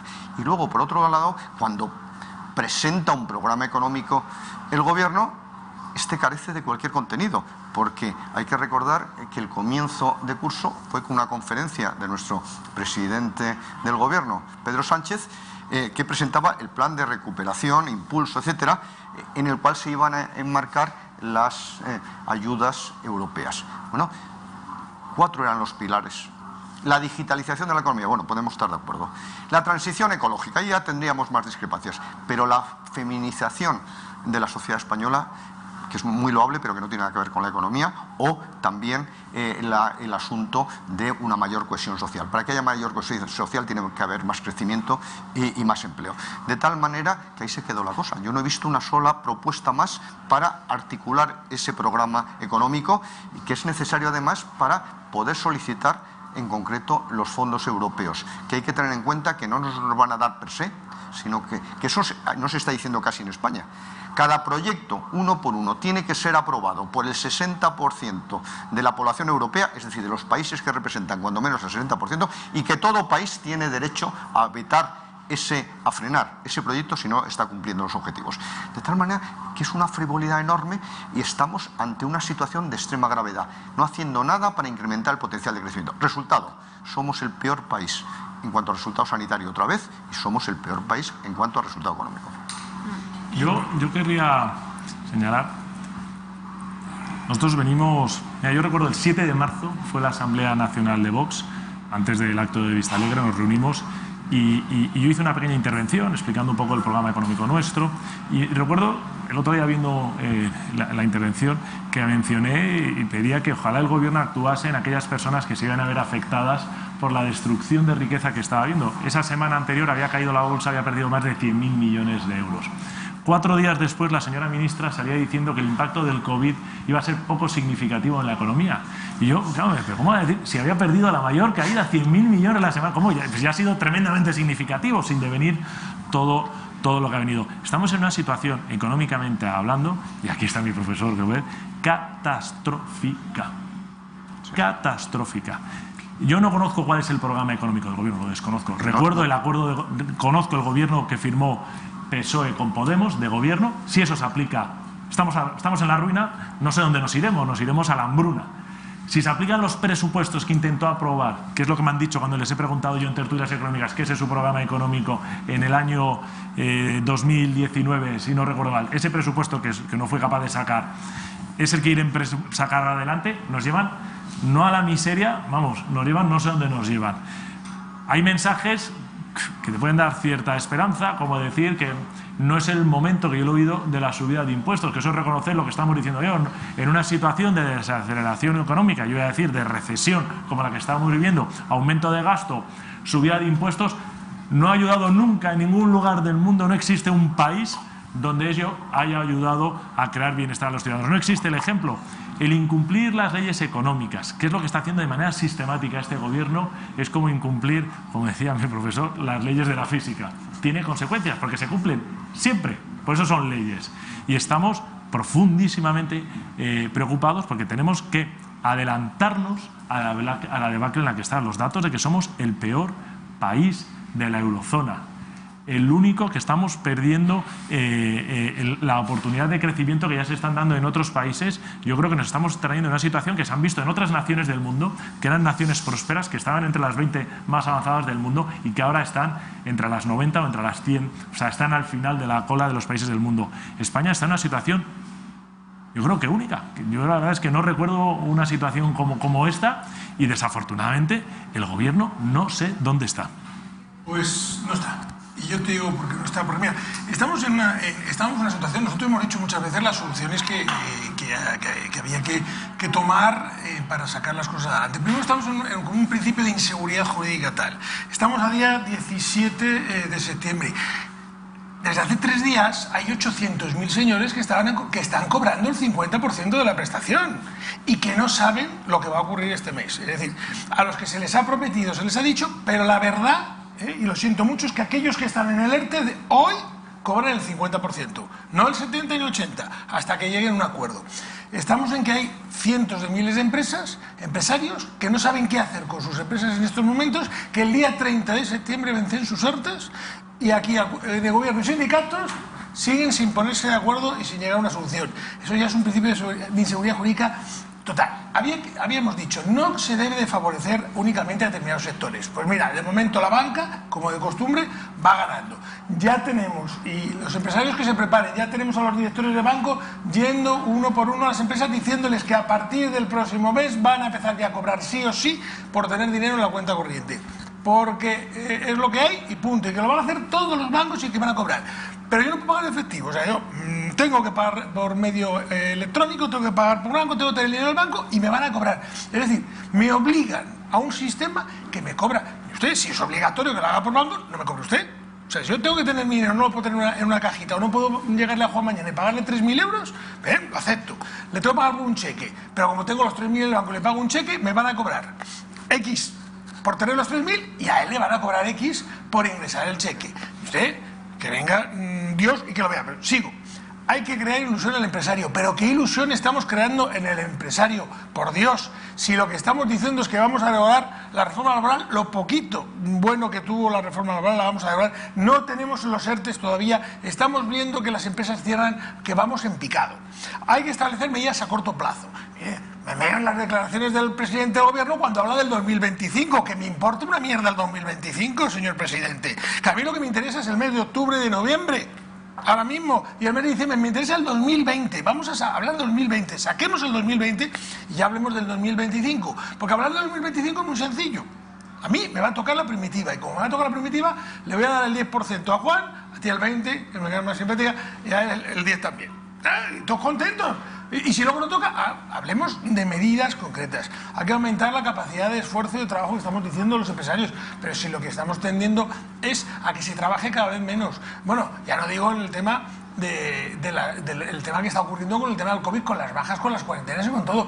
La falta absoluta de criterio incluso médico. Es decir, a mismos casos, criterios médicos absolutamente diferentes. O sea, llega un señor, tiene el COVID, le cogen, le hacen la prueba, le da positivo, le dan 15 días de baja. A otro le ocurre lo mismo, y a los 15 días a uno le hacen una segunda prueba y al otro le dicen que vaya a trabajar. Entonces, ¿quién de los dos es el infectado y quién no? ¿Quién sigue? Pero es que los que salen en negativos, pues las moscas a cuarentena a casa, o sea, también a baja. Con lo cual, te da igual, que es que nos llevamos a las empresas por delante, que es que no nos podemos permitir determinadas cosas que se están haciendo. Poner al día los desafíos tecnológicos, pero si el gobierno está más empeñado ahora en la ley de memoria histórica que en desafíos tecnológicos, póngase usted en la digitalización, como hemos hablado, en los procesos electrónicos, que la ciudadanía no sabe utilizarla, que este país es un país donde se utiliza mucho el proceso electrónico, y es éxito que tenemos nosotros, pero porque la colaboración social ha funcionado, y el 75% del trámite lo hace la colaboración social. Si no, aquí no funcionaba nada. La prueba es que en los primeros meses de pandemia, ¿qué ha funcionado la administración española? Que me digan a mí que funciona la administración española. Solo ha funcionado lo que se hacía a través de colaboradores sociales, a través de economistas, de gestores administrativos, de colaboradores sociales, con procedimientos telemáticos por los acuerdos que tenemos con la administración pública. Lo que era ventanilla pura, lo que era particular, se ha ido a la mierda totalmente y no ha funcionado. Entonces, convocar valores como ahorro y solidaridad. Pues el banco te dice que precisamente van a cobrar porque lo que quieren es fomentar el gasto, porque necesitan que se gaste. Oiga, o sea, llevo yo toda la vida ahorrando para la jubilación, guardo un dinerito y me va a cobrar usted la comisión. No, es que como el Euribor está negativo, pues el Euribor está negativo, pero yo todavía no he visto a ningún amigo que tenga una hipoteca que le devuelvan dinero. Estará todo lo negativo que quieran. Y que la banca no tiene beneficio. Pues yo 3.000 y 4.000 millones de euros en las bancas que no tendrá el beneficio suficiente. Pero claro, es que si no tenemos conciencia, no empezamos a tomar conciencia los de a pie, de la verdadera realidad, de lo que está ocurriendo, y no tomamos medidas concretas y se lo hacemos pagar a quien sea. Si no quiero hablar políticamente de uno u otro, a quien sea, en elecciones o donde sea, esto va muy mal, porque aquí hay dos clases paralelas. Vivimos el mundo Matrix. Están el mundo del gobierno, de los políticos, que van por un camino haciendo lo que quieren, como quieren, la forma que quieren, y entre ellos se protegen y se ayudan, y el resto que lo único que hacemos es o pagar impuestos o pagar las consecuencias de lo que está viendo. Y esto no puede seguir así. No puede salir un ministro diciendo que las cosas están bien, que estamos recuperándonos, cuando estamos viendo que el bar de enfrente de aquí ha cerrado, cuando estamos hablando que el primo de la esquina está arruinado, y el otro, cuando todo el mundo, no ya nosotros, está diciendo que va a haber cientos de miles de concursos de acreedores, que va a haber cientos de miles de desahucios, que vamos a superar el paro como nunca, que vamos a subir del 14, que vamos a llegar al 20 a este ritmo en el PIB. Todo. Y sin embargo, seguimos. No, es que hay que trasladar confianza, y es que no se pueden dar mensajes malos a la ciudadanía. No, hay que decir a la ciudadanía lo que hay, que vamos en picado, que hay que poner solución, que nos tenemos que poner, pero todos a arreglarlo o nos hundimos. Y yo lo siento, sigo diciéndolo, vamos camino de un precipicio que, como no lo arreglemos, no vamos a poder sostener esto. Eso sin hablar de un Estado que es deficitario y que sigue siendo deficitario y cada vez más. Pues mire usted, en una empresa privada, si en una empresa, que me lo diga Juan, si una empresa privada es deficitaria durante 5 años, ¿qué es lo que ocurre al sexto? Cierra. No. Vale. ¿Y qué ocurre en un Estado que es deficitario durante 5 años al sexto? Que sigue encontrando financiación, si bien es verdad que me temo que vamos a tener que pedir un rescate, ya lo he dicho. Bueno, eso también lo dijimos, efectivamente. Es que el problema es que aquí hemos dicho todo, hemos dicho lo del rescate, hemos dicho lo de las pensiones, hemos dicho lo de los funcionarios, hemos dicho lo de la subida de impuestos. Ellos dicen que no, pero el resultado final es que las noticias, cuando salen después, unos meses más tarde, 10 más tarde, es que han querido subir los impuestos, que los van a acabar subiendo, que van a bajar las pensiones, diga lo que digan, se van a bajar o se van a congelar, se van a bajar la capacidad adquisitiva, y ya se oye el tema de los funcionarios que no se atreven, porque no les pase lo que a Zapatero, que perdió unas elecciones por bajar el sueldo de los funcionarios. Pero ya se oye, ya se dice, ya se rumorea. Pues que me digan. Bueno, yo como has dicho de los políticos, y resulta que soy político... Pero tú eres nuevo. No, pero lo que quiero decir, sí estoy de acuerdo. Yo he dicho que la situación es catastrófica, no sé si... Y la llevamos desafortunadamente, porque la situación ya era muy complicada antes de que viniese el COVID, con una destrucción de la economía real que era palpable en los datos que teníamos. O sea, que aquí no hemos venido con un gobierno que estuviese haciendo una gestión económica maravillosa, sino todo lo contrario, y lo peor de todo es que nos ha venido esta pandemia. Dicho esto, pero sí se refleja en el Congreso de los Diputados, y ayer se vio perfectamente, estamos Vox, que tenemos un lenguaje, y está en el resto. Y es así, o sea, están ellos y estamos nosotros. Y estamos, oye, somos la tercera fuerza de este país, somos 52 diputados, pero estamos solos. O sea, los únicos que decimos negro sobre blanco lo que creemos que está ocurriendo, sin medias mentiras y medias tintas, somos nosotros en todos los ámbitos. Y les decimos las verdades como hay que decirlas, porque es que lo demás es engañar a los españoles. Estamos en una situación económica catastrófica. No vienen años buenos, vienen muchos años muy complicados. Todos vamos a vivir peor de lo que hemos vivido los últimos 10 años. Y nuestros hijos, ojalá, en algún momento dado consigan los niveles que teníamos nosotros. Es complicadísimo. Ahora, los empresarios y el gobierno, lo tenemos que decir, este es el ensayo nefasto, cómo construimos y cómo creamos valor en la economía. ¿Y cómo lo hacemos? Y yo lo que quiero ver, que me pongan los números y discutamos sobre números. Porque la realidad es que de una situación mala se puede salir o no. Y las actuaciones que está tomando el gobierno, o la falta de actuación en algunos casos, tú hablabas de los comercios, de las micropymes y de las pymes. Muchas de ellas van a dejar de existir. Ya hemos destruido más de 77.000 y muchas de ellas, cuando se acaben las ERTEs, va a haber un gran número que se van a ir directamente. 500.000, 600.000 personas, desafortunadamente, se van a ir directamente al paro. No, déjalo en 500.000 empresas y más personas. Pero es un drama. Dice, oiga, usted no puede pretender que los empresarios tomen decisiones en un mercado que usted ha cerrado, porque ha decidido cerrarlo, y que lo vayan tomando de mes a mes. Denles un horizonte más amplio, tome otra serie de medidas. Donde estamos, cree ayudas y cómo podemos salvar microempresas de las que están, porque muchas de ellas a lo mejor son viables y hay parte de su EBITDA que no se va a recuperar porque parte de su clientela la han perdido, pero a lo mejor hay un 60% del EBITDA que producen que sí se puede salvar, pero no da para pagar el 100% de la deuda. ¿Qué pasa con esa deuda? Si la empresa es viable en parte, ¿la destruimos o la ayudamos a salvarla? Y si la ayudamos a salvarla, que es lo que deberíamos estar, puesto que ha sido el gobierno el que ha decidido tomar las medidas y por lo tanto es responsable subsidiario de esta situación, ¿cómo lo hacemos? A través de las entidades financieras, hay muchos mecanismos, pero ese es el debate que deberíamos tener sobre la mesa y que no tenemos sobre la mesa. ¿Cómo ayudamos a esas empresas que facturan menos de 5 millones, que están entre 5 millones y 50, que son la gran mayoría de este país y que muy probablemente parte de su cifra de negocios a día de hoy todavía es viable, aunque haya habido una contracción del mercado? Parte de la deuda no la podrán pagar y otras. Identifiquemos cuáles son viables. Intentemos salvar a las que son viables, a lo mejor negociando parte de esa deuda, a lo mejor anulando partes. No lo sé. Busquemos mecanismos, discutámonos y tomemos una decisión, un rumbo. Porque en economía las cosas se pueden cuantificar y podemos hacer escenarios y saber las consecuencias. Y dependiendo del esfuerzo, cuanto mayor sea la capacidad de esfuerzo que tengamos ahora, antes saldremos y lo pasaremos peor menos tiempo. Estoy completamente de acuerdo con vosotros, salvo en una cosa, Víctor. Tú no eres un político, tú eres un profesional, un economista que ahora te estás dedicando a la política. Bueno, y eso se nota absolutamente. No, es que es muy diferente. Lo cogió en los años 70. Pues claro, durante la transición, es que ahora tenemos una clase política que vive de la política. No, y que no ha trabajado en su vida y que no sabe la realidad. Y que le suena todo abstracto. O sea, la última vez que estuvo Fernando con nosotros en la mesa, dimos el dato y había 60.000 empresas pequeñitas que habían cerrado. Si hoy son 77.000, es que desde la última vez que te vi hay 17.000 personas que han cerrado y se han ido a la calle. Hay 17.000 personas más con sus 17.000 familias que están viviendo un drama. Permítame, pero tienes esa capacidad de análisis que es fundamental. Evidentemente, porque tú fundamentalmente y esencialmente es un profesional y un economista que ahora se dedica a un servicio público magnífico, que es la política. De tal manera que eso cambia mucho con aquellas personas que se han dedicado profesionalmente y que no tienen otra alternativa y no tienen una formación. Por eso te diferencia muchísimo, y a vosotros, a muchos de vosotros. Y luego, por otro lado, hablando ya en concreto de algunas barbaridades, para no salvar empresas. Es que ¿cómo es posible que si estás en ERTE no puedas regular tu empleo, puedas, por causas objetivas, precisamente reducir el empleo? Despedir, en definitiva. Está prohibido, con lo que la única alternativa que tienes, si cuando se acaba el ERTE no ves el objetivo, más o menos las perspectivas claras, lo que haces es no abrir, que desaparezca, en lugar de colapsar el empleo. Es una barbaridad. Pero que añada una cosa, con un añadido más a los ERTEs del COVID, y es que el 90% de sus ERTEs son de pequeñas y micropymes, porque las multinacionales y las grandes empresas no tiraron por este tipo de ERTEs, tiraron por expedientes de regulación de empleo normales, porque sabían, tenían eso y sabían lo que tenían que hacer, porque no era una medida transitoria de corto plazo. Con la franqueza que tiene favor.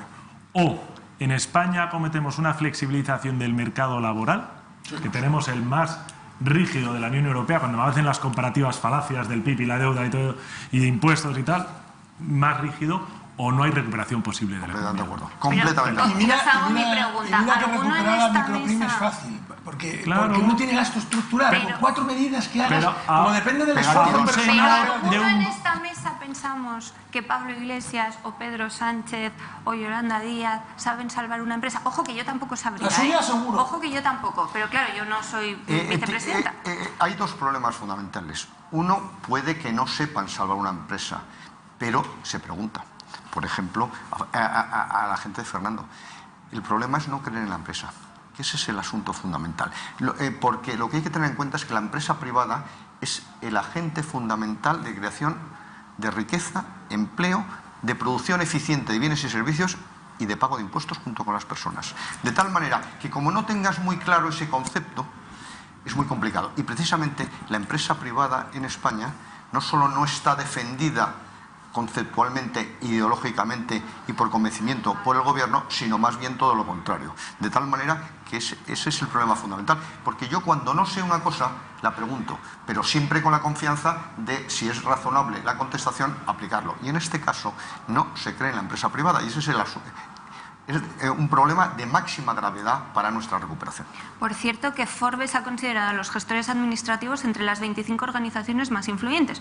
Buena noticia, Muchas el gobierno... para Forbes y buena noticia para los gestores administrativos y sobre todo para las gestorías de toda España, porque al final es porque hay unos señores que han estado trabajando ahora como unos condenados durante toda la pandemia, dejando atrás la salud, la familia, 24 horas al día, 7 días a la semana, intentando ayudar a todo el mundo, y ahora viene el reconocimiento. Ese reconocimiento que el gobierno no nos dio, que decía que los ERTEs eran problema de las gestorías que habían presentado los papeles. Pues mire, ¿qué quiere que diga? Entre la ministra diciendo eso o Forbes diciendo que estamos entre los 25 más influyentes, me quedo entre los 25 más influyentes, que creo que Forbes tiene bastante más prestigio que la señora ministra.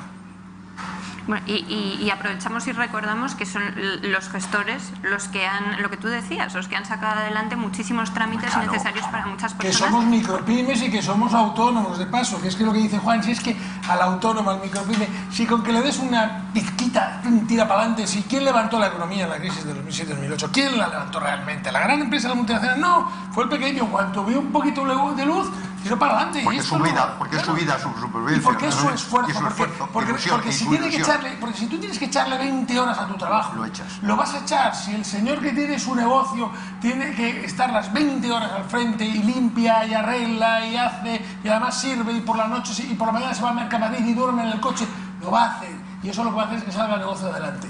Pero estos señores pues no ven con más allá de aquí, son cortoplacistas. De las 77.000 empresas destruidas, que comentábamos la última vez, el 98% son pymes y micropymes. Es terrible, ¿eh? Con menos de 50 empleados. Es decir, se han destruido solo 20, entre comillas, 20.000 empresas menos que en toda la crisis anterior, que fue gravísima, que no llegaron a fin.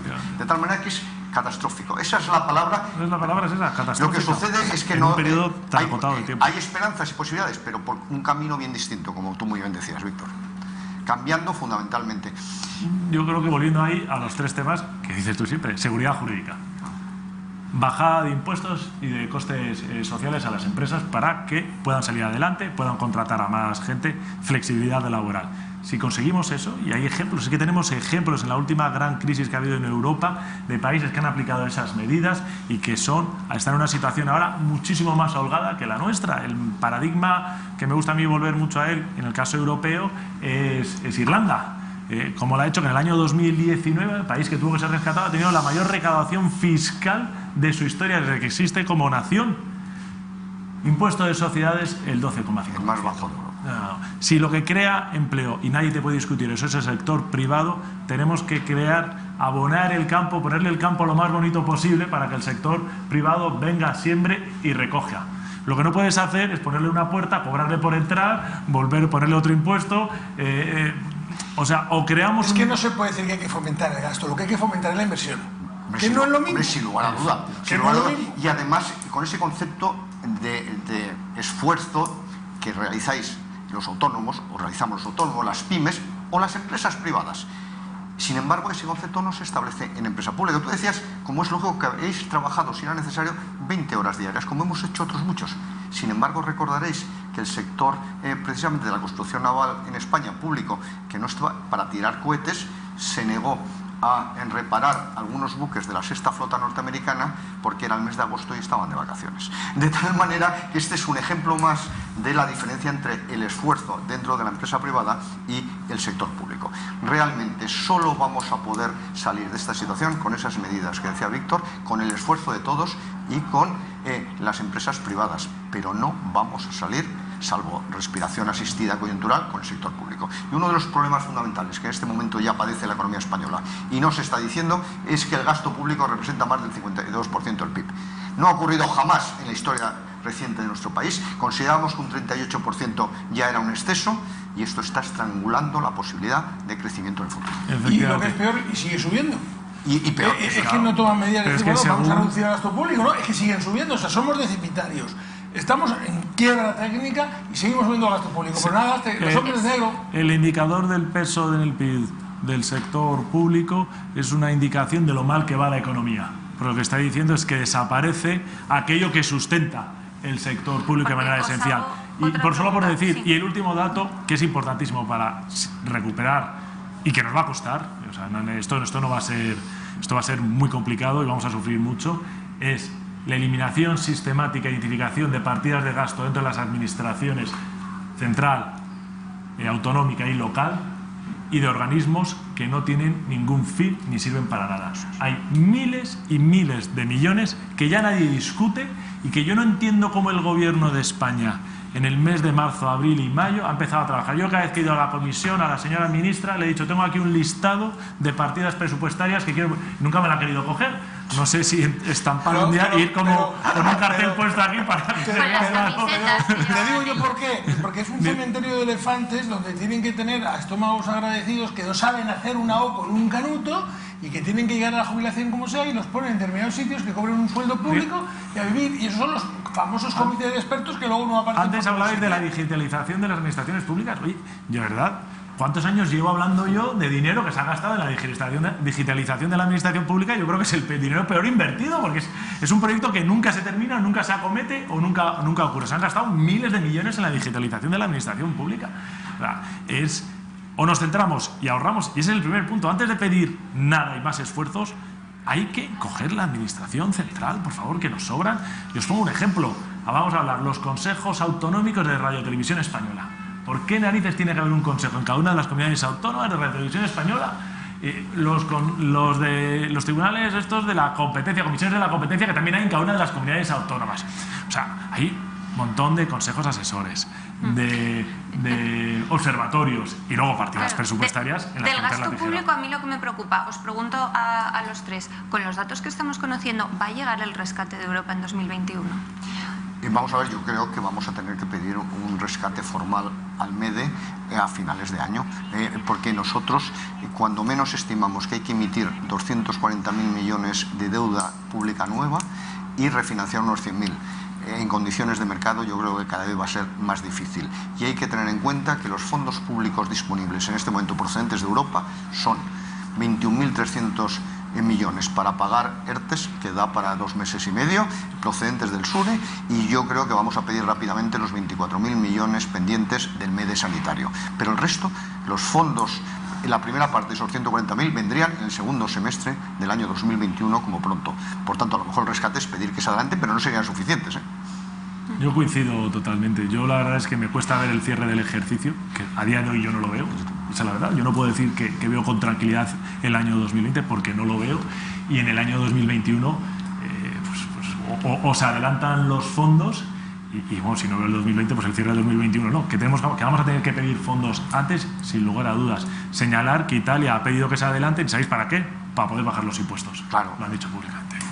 Yo pienso lo mismo que vosotros, porque además el ingreso público ya está empezando a caer. Es decir, os lo hemos dicho varias veces, que el Estado no deja de ser un proveedor de 90 a 180 días, que emite deuda pública para pagar al día a día, pero esa deuda pública la paga con lo que recauda después. Y la recaudación que está teniendo ahora ya es la de la pandemia, con lo cual ya va en picado, ¿no? Porque en el mes de abril todavía lo que se recaudó era dinero anterior. En la renta, en junio, lo que se ha recaudado de renta era del año 2019, que ha sido un año bueno, o relativamente bueno, el impuesto de sociedades. Pero ¿qué va a pasar en junio del 2021? El IVA de julio ha bajado, el central 51% y el total el 33%. Pero vamos a ver lo que baja ahora el de octubre y vamos a ver cómo va ya al final, cómo cierra al final de año. Fíjate. Vamos a ver las reglas de prorrata, eso es una cosa que la gente no entiende mucho, a cómo se van a ir. Vamos a ver un montón de cosas. Os voy a interrumpir un instante porque tenemos que contar a los espectadores un asunto muy importante antes de despedir, a ver si ahora nos da tiempo a seguir con la economía, porque además quiero hablar de resultados de Inditex, pero es que hemos conocido que un instituto de Ibiza ha reprendido a un profesor porque usaba el español en su puesto de trabajo. Este profesor pues se quejó a sus superiores y la respuesta que recibió es que el catalán está por encima de sus derechos individuales. Creo que nos está escuchando ya Jorge Campos, portavoz de Vox en Baleares. Jorge, muy buenos días. Muy buenos días. Y aunque nos quedan poquitos minutos, realmente nos ha parecido tan grave, aunque esto no hace más que unirse a todos los casos que hemos conocido ya, que queríamos que los espectadores estuvieran por lo menos informados. Bueno, sí, esto es una demostración más de lo que sucede ya hace muchos años, gracias a la legislación aprobada por el Partido Popular con mayoría absoluta, que es la imposición dictatorial del catalán en Baleares. No solo se sufre, como todo el mundo sabe, en la educación, donde está prohibido la enseñanza en español en Baleares, ni siquiera la lengua y cultura balear se enseña en Baleares, sino el catalán estándar, sino que se obliga a los profesores a utilizar exclusivamente el catalán. Este no es un caso aislado. Hay muchos profesores que los pobres están coartados completamente por la dictadura catalanista que se respira en los claustros de profesores y en las direcciones de los centros, y algún valiente a veces se atreve a alzar la voz, o algún medio de comunicación se atreve a denunciar lo que está pasando. Y lo que deben saber además todos es que lo que se está aplicando es una normativa y una legislación absolutamente ilegal que coarta las libertades y que al final pues vemos que es un instrumento para adoctrinar el nacionalismo. Este profesor es víctima de toda esta gente que está utilizando la educación con esos fines. Eso te iba a decir cuando decías que no es un caso aislado. Yo he perdido ya la cuenta de las veces que te he visto en el Parlamento Balear defendiendo que esto no puede ser, sin respuesta o con una respuesta ambigua, pero al final los profesores siguen sin poder usar el español. No, evidentemente, los profesores no pueden usar el español, las familias no pueden elegir la enseñanza en español. Bueno, y aquí añado lo sangrante, ni en mallorquín, ni en menorquín, ni en ibicenco, tienen que hacerlo en catalán estándar. Es decir, la libertad lingüística brilla por su ausencia, se basan en normas, en leyes, insisto, aprobadas por el Partido Popular, que la izquierda que gobierna ahora lo único que hace es aplicarlas, seguir aplicándolas sin ningún complejo, y al final lo que pasa es que esos profesores que sí que están por la docencia, por el servicio, para enseñar y no adoctrinar y para poder utilizar la lengua que quiera, y en este caso la lengua oficial del Estado, el español, pues al final lo que sucede es esto, que son señalados, que son reprendidos, cuando no incluso se les sanciona por parte de la Administración Educativa. ¿Algún otro partido se ha unido a vosotros, a Vox en el Parlamento Balear, para denunciar estos abusos sistemáticos? Mire, yo le tengo que decir que llevamos un año de legislatura, ya varias proposiciones no de ley, donde abogamos por la libre elección de lengua en todas las etapas educativas y para acabar con el adoctrinamiento catalanista. Nadie ha votado a favor de la libre elección de lengua en todas las etapas educativas en Baleares. Solo Vox ha defendido en última instancia esta libertad fundamental y que se garantice la enseñanza del español en Baleares y en toda España. O sea, para que vean cómo está el patio político y cómo esos otros políticos, esos otros partidos de ámbito nacional que se llenan la boca en el Congreso diciendo que están en contra de la imposición de las lenguas regionales, al final allí en la autonomía son más nacionalistas que los nacionalistas. Jorge Campos, muchísimas gracias. Seguiremos este asunto y los que se vayan produciendo, que estoy segura que no será el último, muy de cerca. Desgraciadamente no será el último. Muchas gracias. Hasta luego. Bueno, nos quedan 2 minutos. No sé si queréis decir algo de esto cada uno. Sí. No. Y luego, saludar a Jorge en esa labor y recordar los españoles que en algunos puntos de España, por hablar español, se convierten en ciudadanos de segunda. que una vez más es una defensa que muchas veces en la cual Vox está en solitario. Y con un alto coste para los ciudadanos, porque también les recuerdo que se quedaron sin anestesistas pediatras precisamente porque ninguno hablaba catalán. Pero que vuelve a ser una tontería de lo público, perdón que diga, porque yo que viajo continuamente a Cataluña, que viajo a Baleares, a mí yo hablo en castellano, y me hablan en castellano en todos los lados, en todas las reuniones, que efectivamente hay reuniones de Consejo de Administración que están hablando en catalán, entras tú y y todo el mundo son extremadamente educados y empiezan a hablar en castellano normal. Esto es la tontería en lo público exclusivamente, porque en lo privado no ocurre. O sea, las cosas como son, lo privado no ocurre. Cuando yo voy a ver a un compañero catalán y estoy con él, me hablan perfecto castellano. Que luego entre ellos hablan en catalán, fenomenal, es su derecho y su obligación. El exceso de intervención del Estado en la vida de las personas, que le da por legislar todo. Si tuviésemos menos leyes, todos viviríamos más tranquilos, pocas, y que todas las conociéramos y las podíamos cumplir. El obligarte a hablar en una u otra lengua es un verdadero disparate. Y que los españoles no nos podamos comunicar en la lengua que nos es común a todas, por Real Decreto, es un disparate. Y bueno, yo creo que es una... Permíteme, María, medio minuto, porque sí que tengo un compromiso moral y de admiración con un sector que se ha visto muy perjudicado realmente por la crisis del COVID y por la ideología, por la presión ideológica, que es el sector del circo. Ayer no pude estar con vosotros, yo soy un amante del circo desde niños, desde que mi tío me llevaba al Ciclo Atlas, porque él era el gerente de la Sociedad de Autores y les ayudó a los hermanos Tonetti. Desde entonces soy un gran enamorado. Y en primer lugar, están parados absolutamente, 2.500 familias en este momento están en la calle, no pude estar ayer en el Congreso con vosotros. Y luego, por otro lado, recordar que la crisis del circo se inicia por razones ideológicas, porque bajo un malentendido animalismo se ha prohibido en muchas localidades su instalación. Y precisamente muchos niños de este país, desde hace más de 2 siglos, han conocido los animales salvajes solo a través del circo. Animales que si ahora estuvieran en libertad serían incapaces de sobrevivir, porque son bisabuelos ya prácticamente de animales que nacieron en cautividad y que son magníficamente tratados en los circos. Por tanto, mi reconocimiento a este sector, que está en la más absoluta indigencia en este momento. Y lo divertido que es, y lo sano que es el circo, la ilusión con la que van los niños o con la que hemos ido cuando y que yo voy, sigo yendo. Que además no hay nada malo, ¿no? Es decir, no es una película en la que siempre te meten el detallito X que no tiene que gustar, ahí todo sano, todo es diversión. Una pena, pero como todos, se están cargando todo lo sano y todo lo bueno. Nos hemos quedado sin tiempo, muchísimas gracias a los tres, os espero a todos la semana que viene y aprovecho y les recuerdo por último que para conseguir el lote España en el corazón, en el que va incluida la corbata que lleva Juan, que por fin ya la tiene. Yo no he cumplido. Yo la he esperado hoy, me la acaban de dar. Eso es. Nos tienen que llamar al teléfono que están viendo, 916162464 o escribirnos a club@eltorotv.eu. Que pasen una muy feliz tarde, hasta mañana.